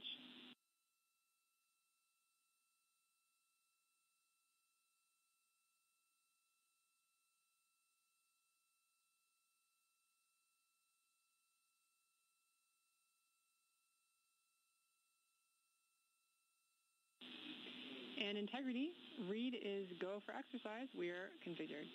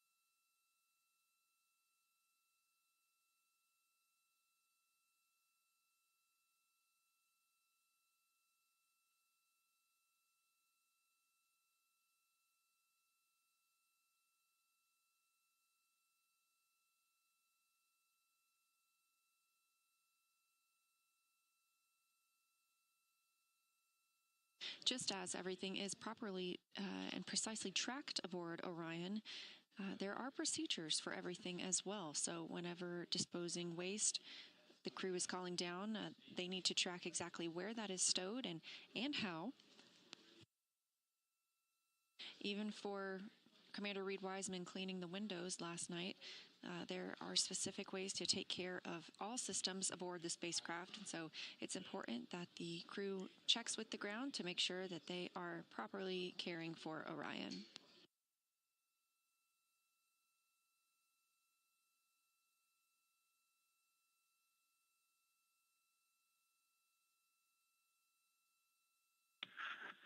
Chris, I copy on exercise. I'll be starting in about 5 minutes. Copy, sounds good.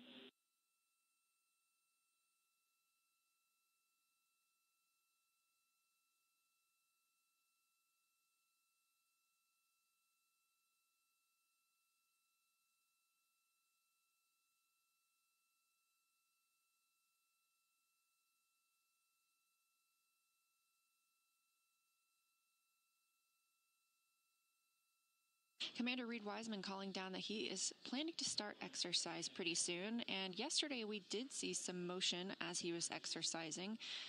We will look for that again here on the left side of your screen, a view from Orion, looking at the European Service Module and that Orbital Maneuvering System engine. Again, we don't expect to fire the Orbital Maneuvering System engine again after the translunar injection burn. That was the final major burn for that engine. But this is the engine that would be used should we have an abort of the mission. However, everything's still looking great for Orion and for our 4 astronauts on the Artemis II mission.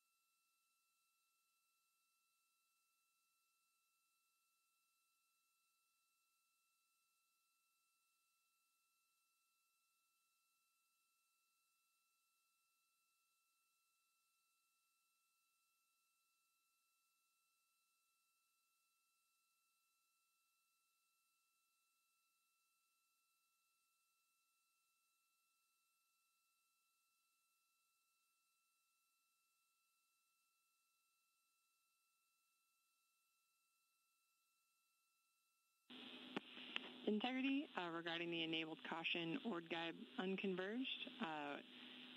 Unexpected from us down here, probably related to our recent burn plan uplinking. No crew action.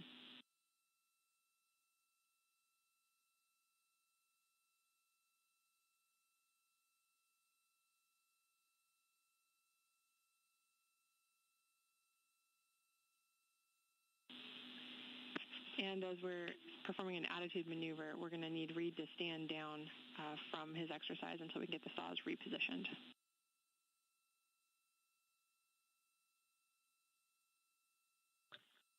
We copy standing down from exercise and copy your words about the caution as well.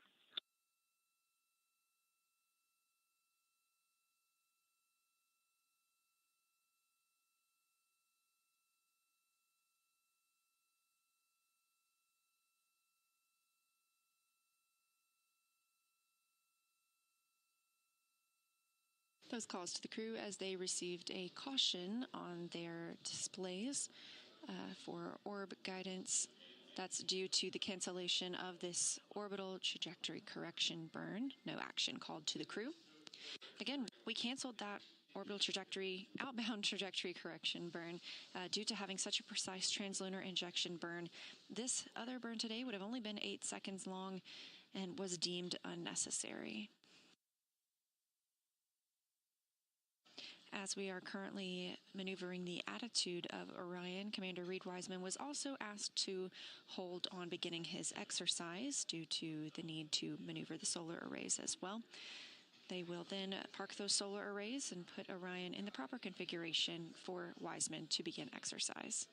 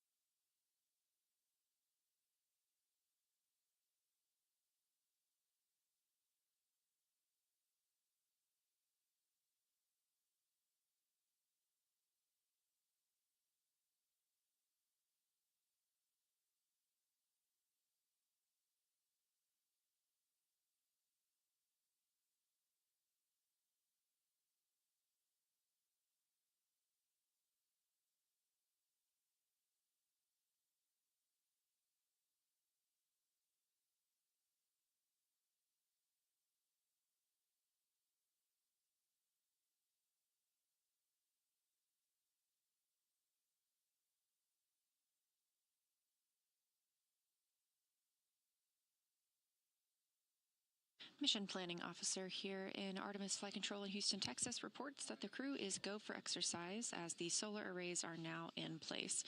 We'll be looking to see if there's any movement while Commander Reed Wiseman begins his exercise portion.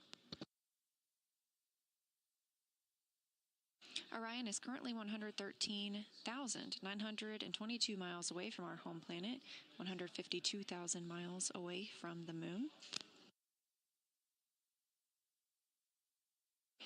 Capcom Chris Birch also called up confirmation about that caution that the crew received about orb guide that was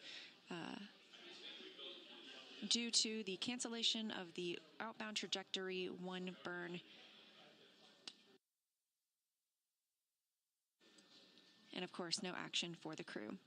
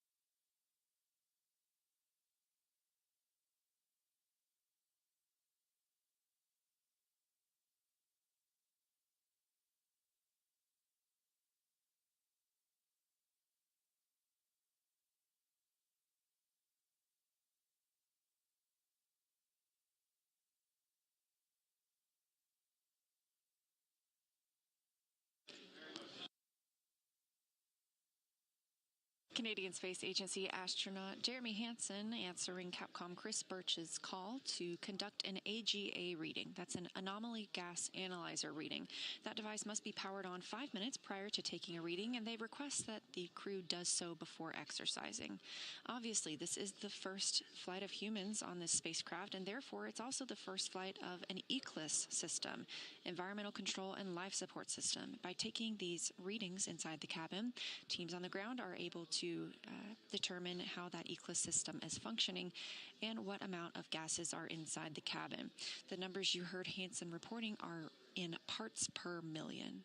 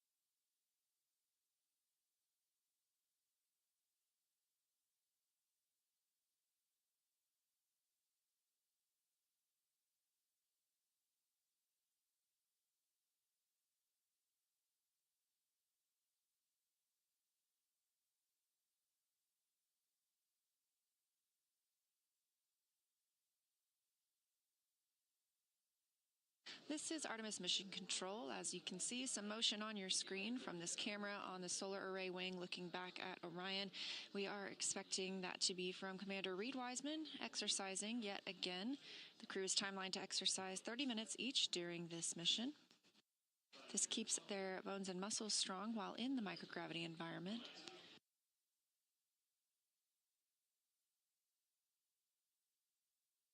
This type of motion doesn't damage the spacecraft, but the solar array wings are locked and parked to keep them from being damaged by any loads imparted from this movement.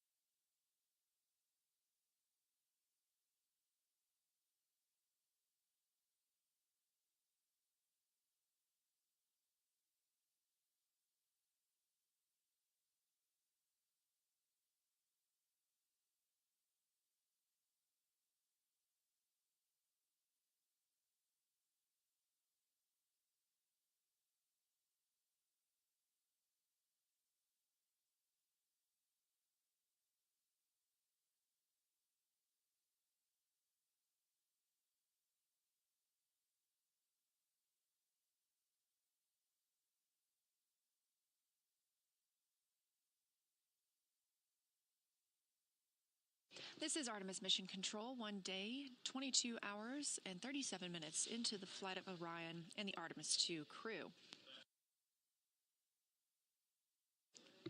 NASA astronaut and commander of the mission, Reed Wiseman, continues to exercise on the flywheel device inside Orion. That's why you're seeing some of that motion right there. And earlier today, the team decided to cancel the outbound trajectory correction 1 burn. This was going to be a small burn to keep Orion on the path to fly around the moon. However, our translunar injection burn was so precise that this correction burn was not necessary. So the crew has a little bit of free time back on their day.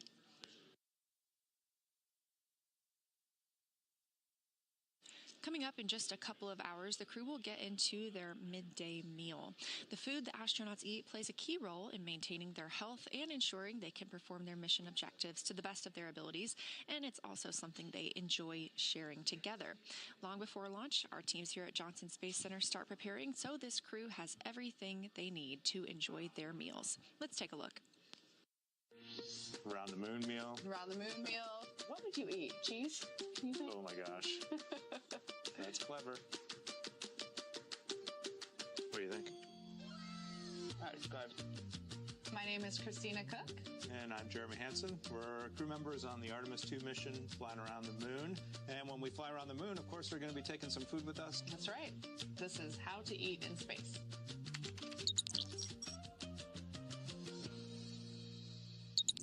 Here we are in what we call our food lab at NASA Johnson Space Center. We come in here quite often to sample space food. The neat thing about the food selection is it is so diverse. Different entrees that you wouldn't imagine can be rehydrated and actually good in space are completely fair game. And it's pretty awesome. We came in for Artemis to do this. We got about halfway through the first session, and we're like, we're not really sure we're going to have time on board to warm this stuff up. We talked a lot about day one. It's a long day. It's hours before we even leave the launch pad on our way to space. And then when we get to space, we have a lot of important events that day. We just did a sim yesterday where lunch is scheduled. It's midday meal. Yeah, midday meal for all 4 of us. And so those would be great moments, I think, in our mission to have prep some food and sit down or float as a crew and just have a joint meal. For sure. I think that'd be fun. My name is Shulei Wu. I'm the food system manager for Essas and Artemis. The food lab at Johnson Space Center, that's where we make and package most of the space food, and also where we will be making all the food for the Artemis missions. Food is a big part for our crew members. They provide the nutrition, the calorie, micronutrient for crew members, but also boosting crew morale. It's very important. There is always a lot of steps, very strict steps for us to follow to making sure the food we provide are consistent and meet all the food safety, nutritional requirements, and most important, also need to taste good. The other strategy is always promote the variety, because everybody's food preference can be very different. Therefore, the more variety we can have, the better to meet the needs of the astronaut group. They bring out these little tiny samples of each food, and you're like, oh my gosh, I thought we were having lunch. And then by the end, there's so many space foods, and every time you leave, you're like, I am so full. I'm so full, I'm in pain. And you just rate them like, I love this, I don't want to eat it, I'd eat it if you tell me I need it. Because what the food lab does is they take all your preferences, but they're also like good parents, and they're like, you need a well-balanced diet. Exactly. They were like, no, you can't have mac and cheese every day, Christina. Sorry.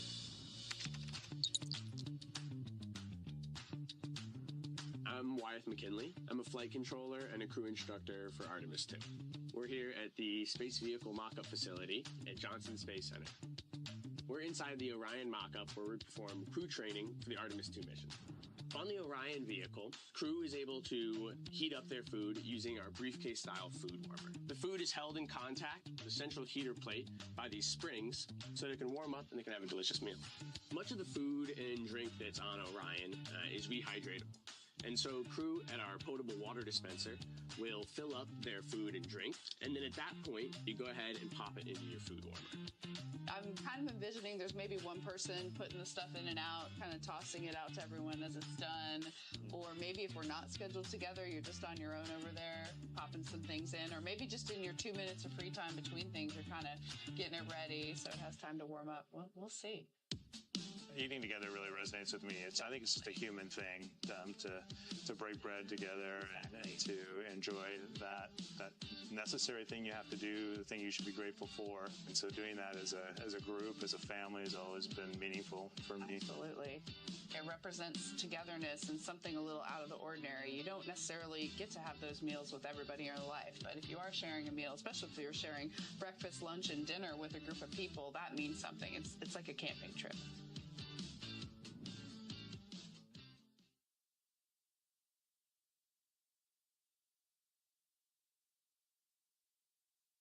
This is Artemis Mission Control, just a little inside look at some of the food flying aboard the Orion spacecraft with the crew.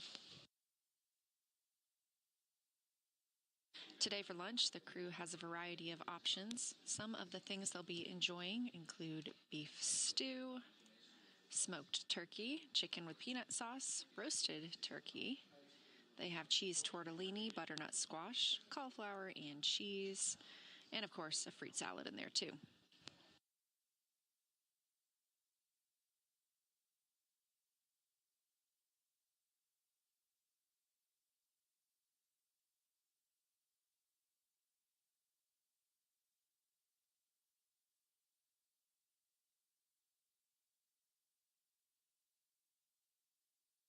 The motion you see of Orion on your screen is due to the exercise from NASA astronaut and Artemis II commander Reed Wiseman. He continues to use the flywheel device inside the spacecraft. Again, we have each of the astronauts timelined to exercise for 30 minutes each day. Elsewhere in the cabin, Christina is working with the ECG device. As we discussed, the crew are performing checkouts of some of their medical equipment today. This is the electrocardiogram device checkout. This is, of course, with the crew being the first humans to fly aboard Orion, the first opportunity that all systems and teams have to check out their devices and hardware with humans on the spacecraft. Everything we do on this mission informs our plans for future missions around the moon.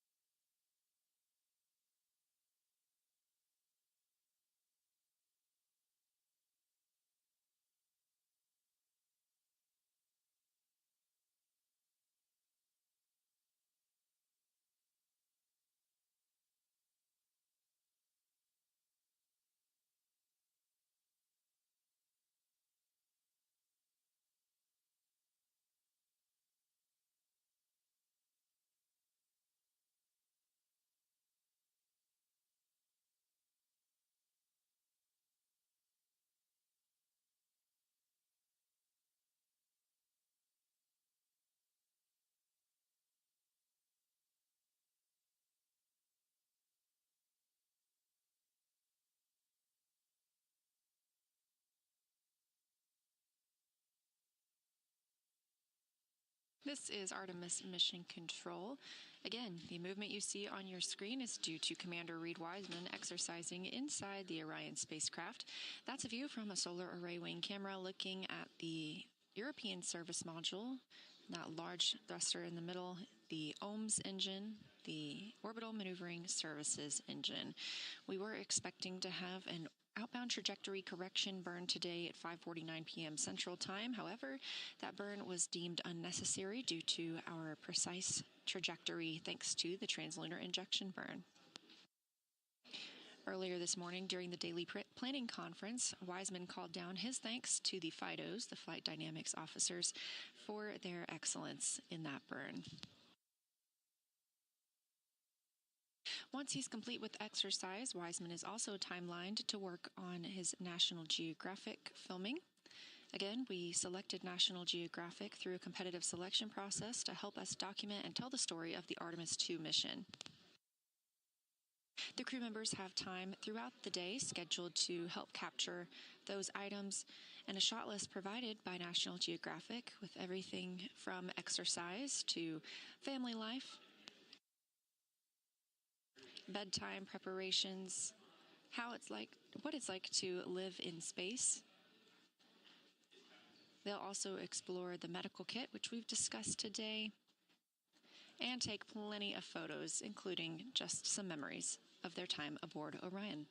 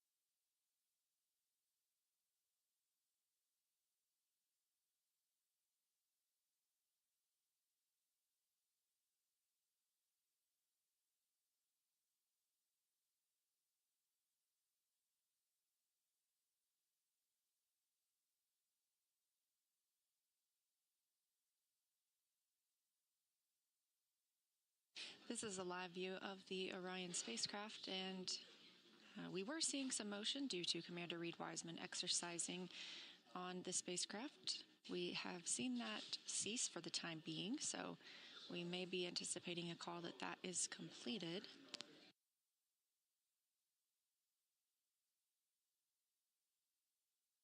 Here in Mission Control Houston, the Orbit 1 team is on console monitoring all systems aboard Orion.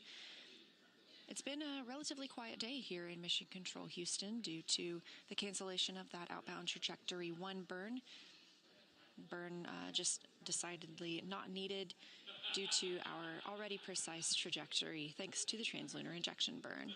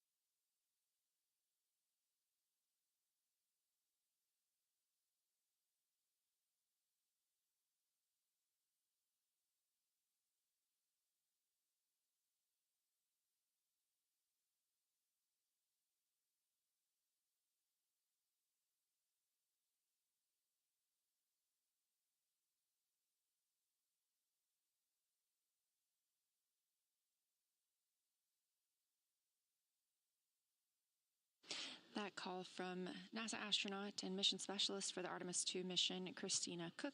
She is conducting a checkout of the ECG device. That is an electrocardiogram device that is aboard Orion that requires her to use an app on the medical tablet. She's running through some troubleshooting with teams here on the ground, but this does call for the crew to take an ECG reading as they test out all of the systems and the tools they have on this flight.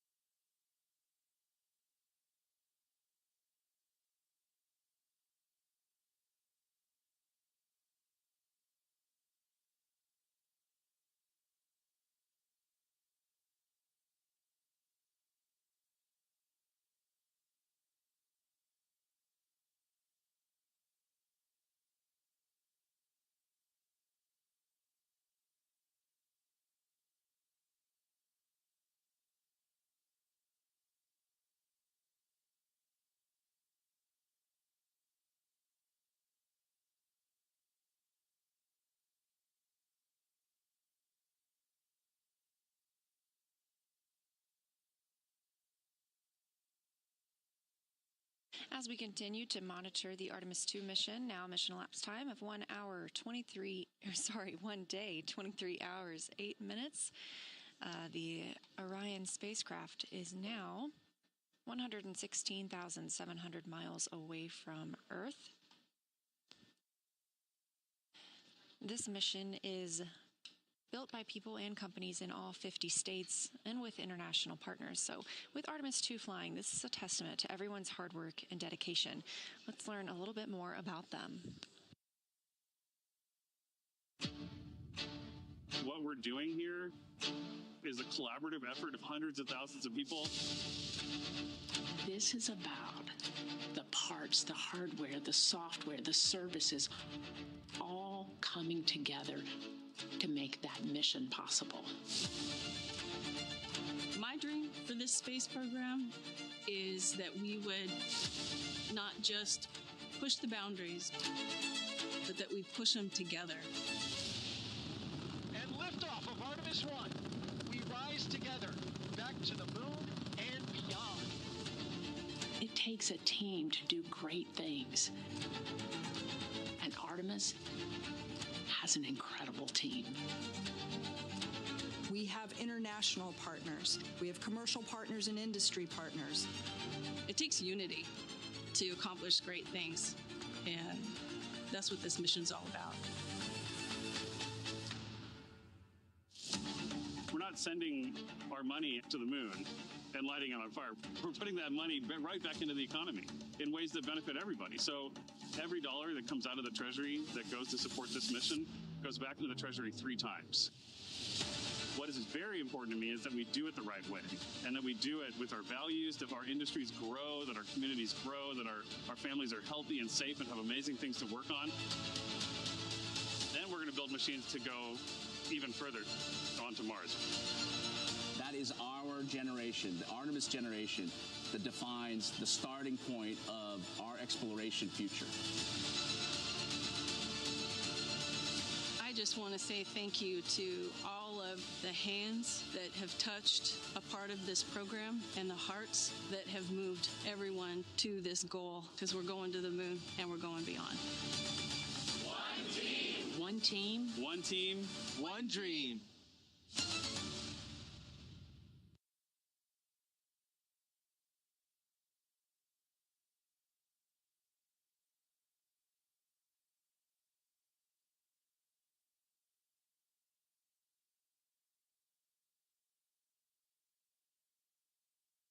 to exercise right until midday meal.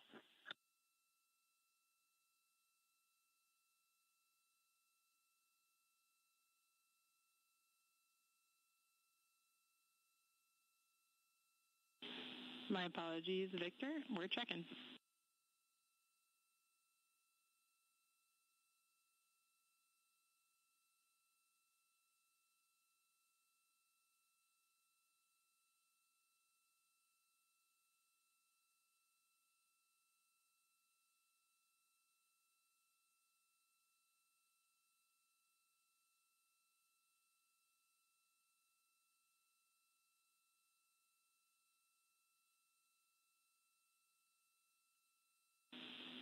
Integrity, Victor, you can go exercise all the way up to midday meal.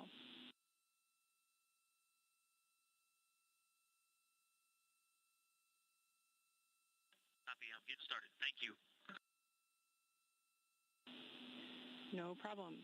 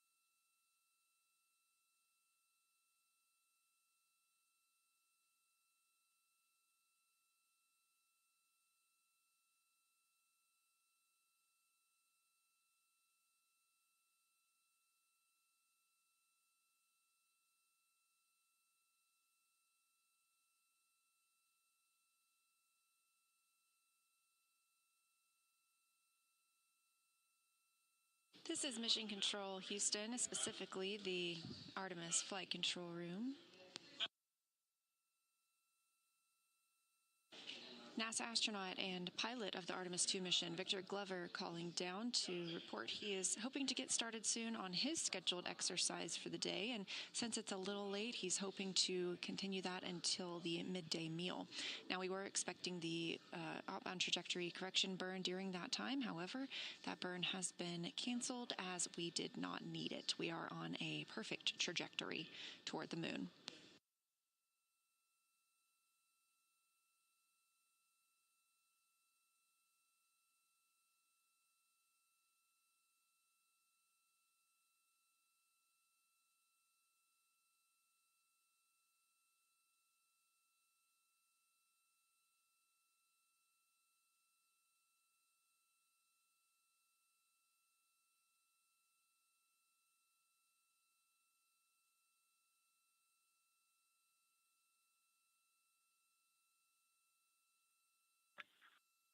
Houston, integrity on 1 for HHP. We're with you.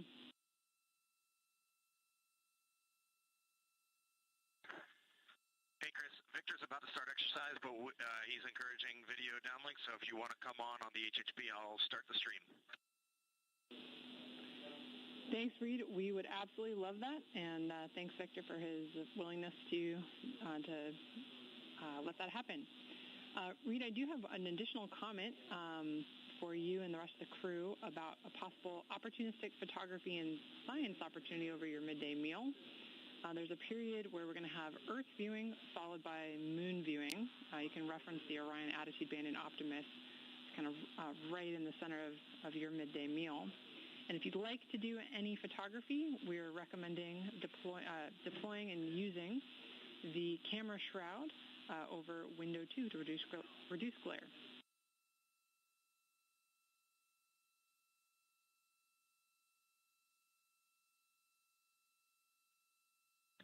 Okay, we love those little opportunities. Thanks for sharing them. Keep them coming.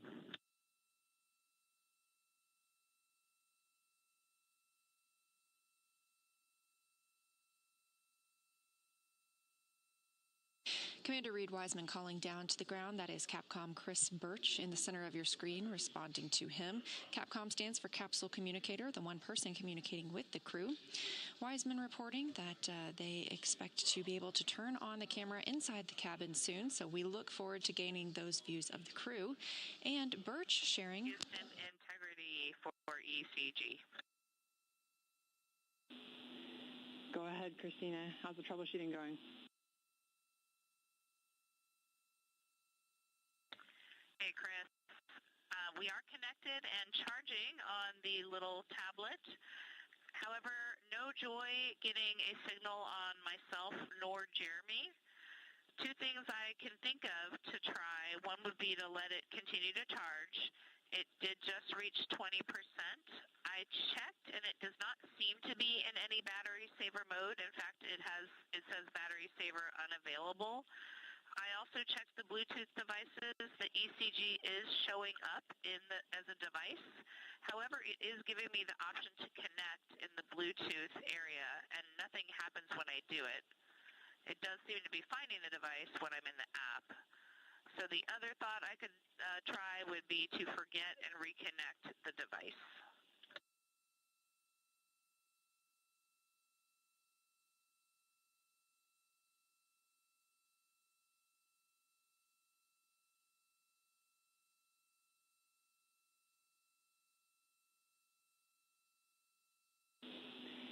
Christina, that is an excellent idea. Good troubleshooting so far. Yes, we definitely want you to try the forget the device and then try and reconnect. And then another piece of data that might be useful for us is whether you see a battery symbol at the top of the medical tablet right-hand corner.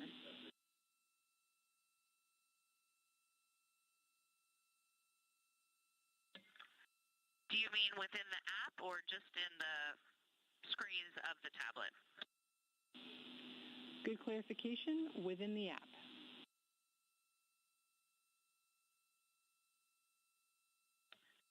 Okay, within the app, when the screen instructing to touch the electrodes to start is up, I do have a battery icon in the upper right. However, it is gray with a question mark inside.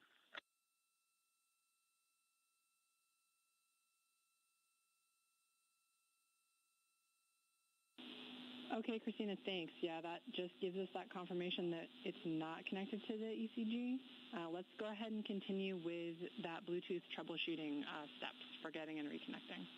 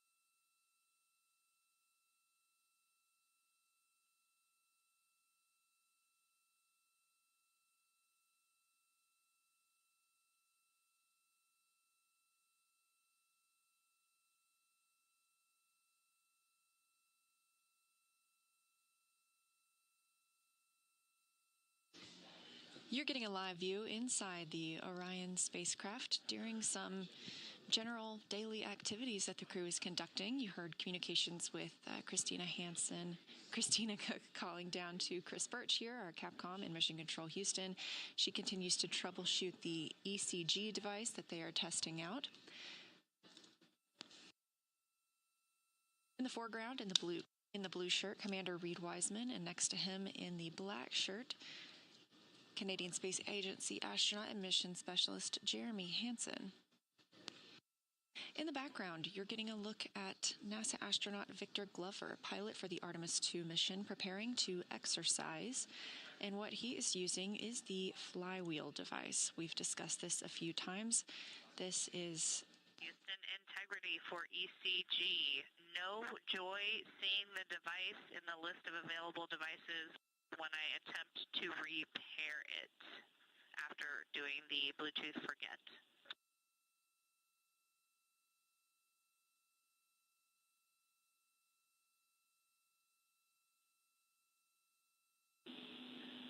Okay, Christina, unfortunately, we are out of ideas at the moment. We're going to do some more thinking. We really appreciate all of your troubleshooting steps and actions you've taken. Great data for us, but we'll move on from this activity for the day. Thank you.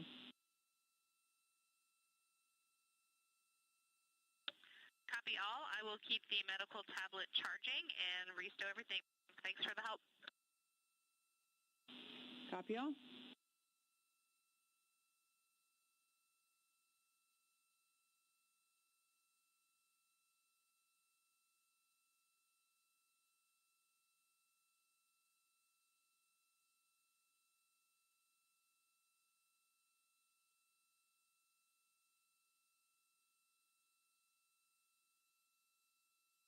Again, those calls from Christina down to the ground as she troubleshoots that ECG device, the BME, or biomedical engineer, here at Mission Control Houston, working with their teams to continue developing procedures to help the crew troubleshoot. Back inside Orion, Victor Glover is in his timelined exercise for the day. On the flywheel device, this is a small device installed directly below the side hatch, so if you look above where his feet are, that is the side hatch of Orion.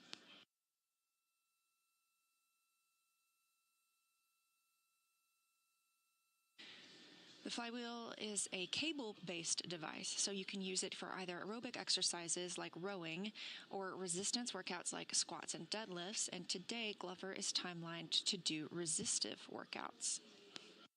It can max out at 400 pounds of resistance.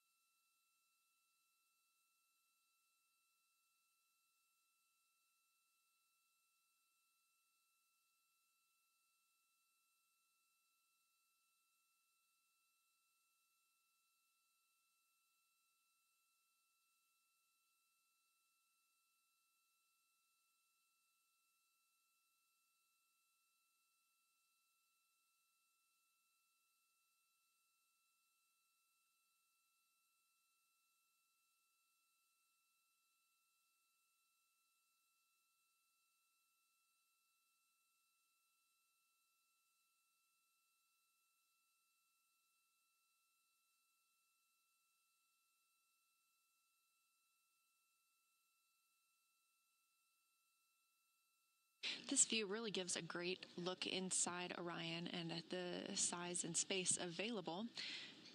Again, you're looking at 330 cubic feet habitable volume, so about the size of 2 minivans inside.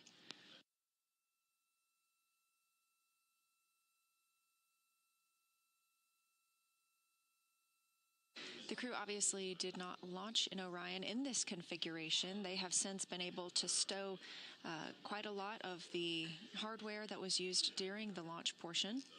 That gives them more space to move about the cabin.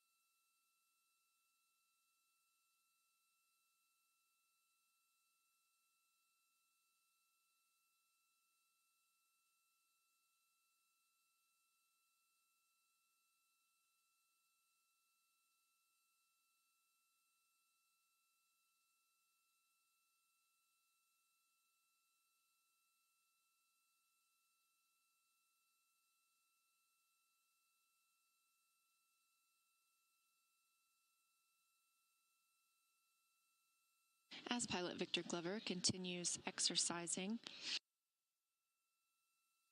using the flywheel device, this is something that we learned early on during our spaceflight history would be critical for astronauts living and working in space for longer periods of time.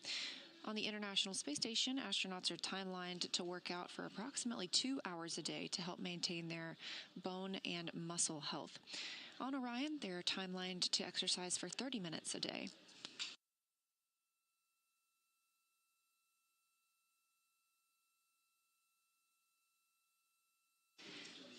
Not only does this exercise help benefit the crew members and keep them strong, but it also helps inform how we treat things like osteoporosis on Earth.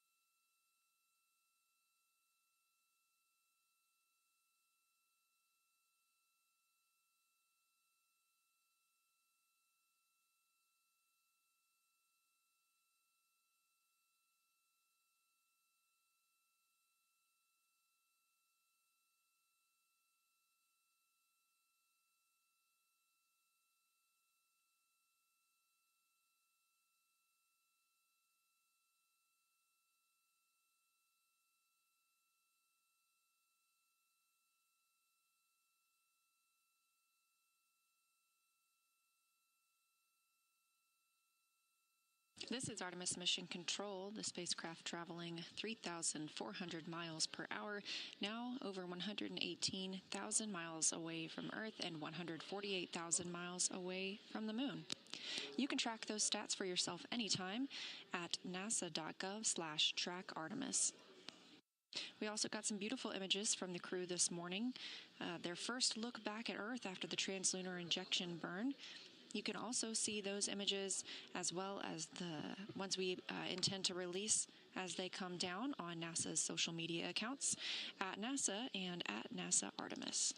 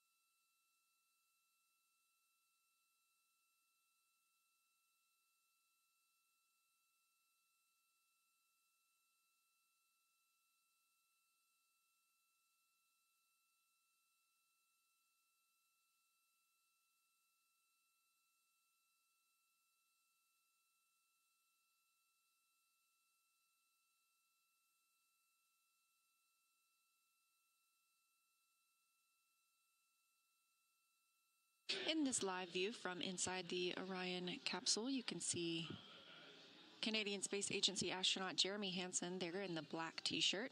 Looks like he is unpacking some of the crew's meals ahead of their midday meal coming up. We talked through some of their lunch options for today: beef stew, roasted turkey, cauliflower and cheese, cherry blueberry cobbler, butternut squash, roasted turkey again, cheese tortellini, vanilla pudding, and the most appetizing, chocolate pudding cake.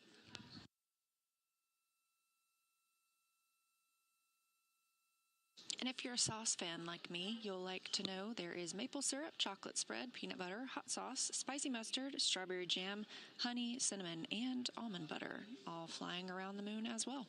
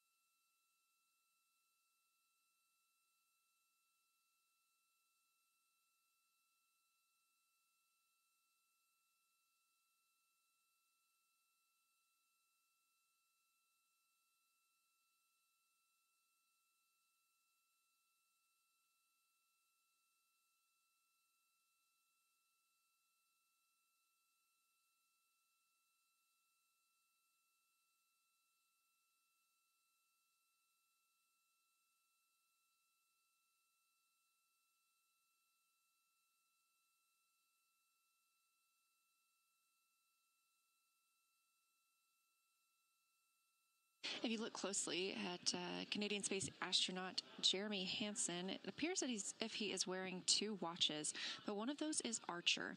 Artemis II astronauts wear wristband devices that continuously monitor their movement and their sleep throughout the mission. This data is going to be used for real-time health monitoring and safety assessments. And what they've completed pre-flight and will complete in post-flight evaluations help us get deeper insights into their cognition and behavior, their teamwork, of course, and their sleep quality in the deep space environment and inside Orion. Archer stands for Artemis Research for Crew Health and Readiness. And everything we learned from this test flight helps us prepare for future mission planning and crew support systems.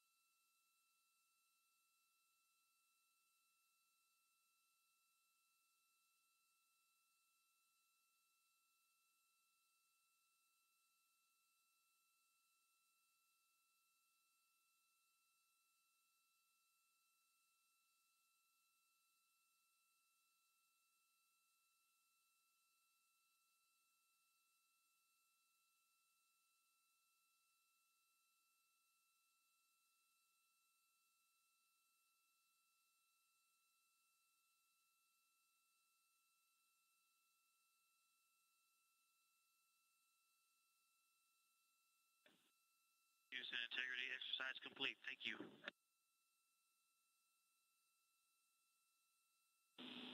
Thanks, integrity. We copy.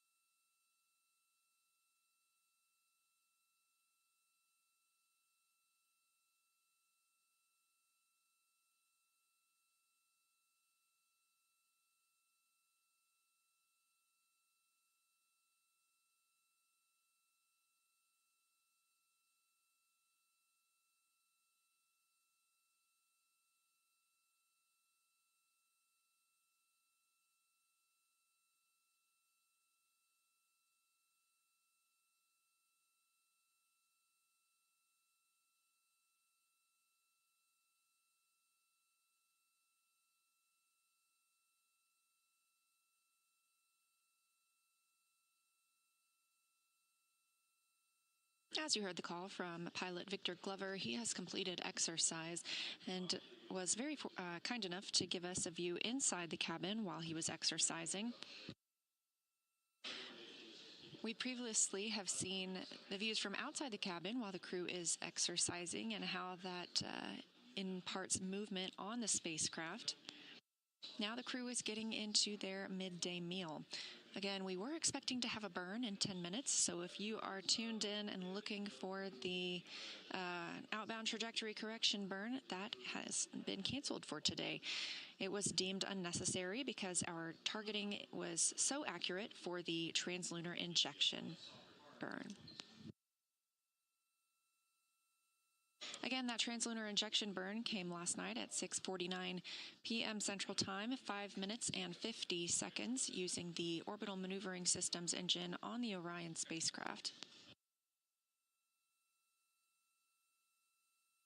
And when you hear the crew call down and discuss their PCDs, that portable computing device, it's exactly what you see Hansen and Glover using right now, those tablets that allow them to track what they've been up to in the spacecraft, monitor their timelines, and communicate through email.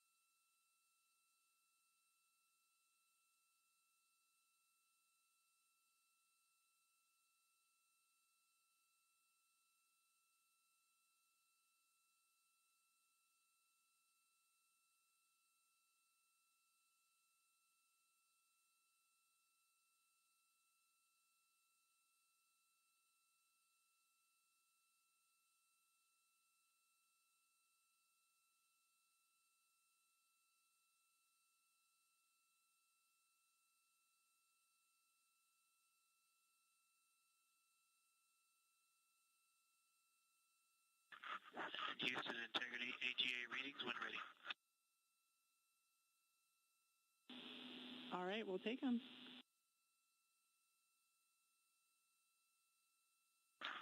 CO2 1.0. O2 20.1. Temperature 75.7. Cabin pressure 14.2 psi.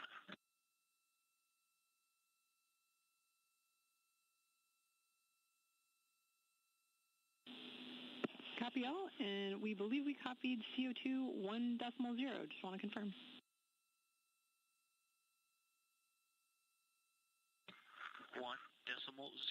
1.0, that's correct.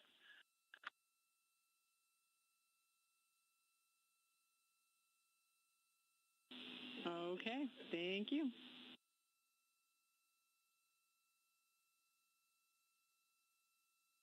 You're welcome. And a question, do you guys always want these called down, or is a crew note enough? And our preference is call down. Just helps us keep in sync with you guys real time.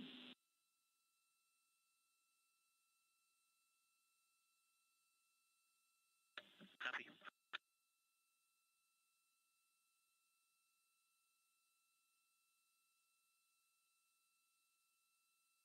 With the completion of this block of exercise for today, Glover calling down readings from the AGA, the Anomaly Gas Analyzer. Those readings are requested before and after exercise, so they leave the device on throughout the time period that they are using that flywheel device. This helps teams on the ground monitor what the levels in the cabin are for the various molecules that Glover called out, and those are reported in parts per million.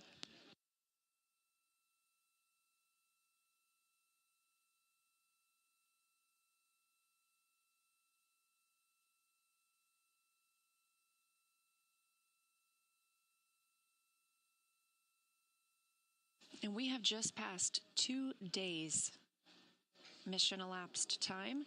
2 days since the launch of Orion, the Space Launch System spacecraft from Kennedy Space Center in Florida, a very smooth ride uphill.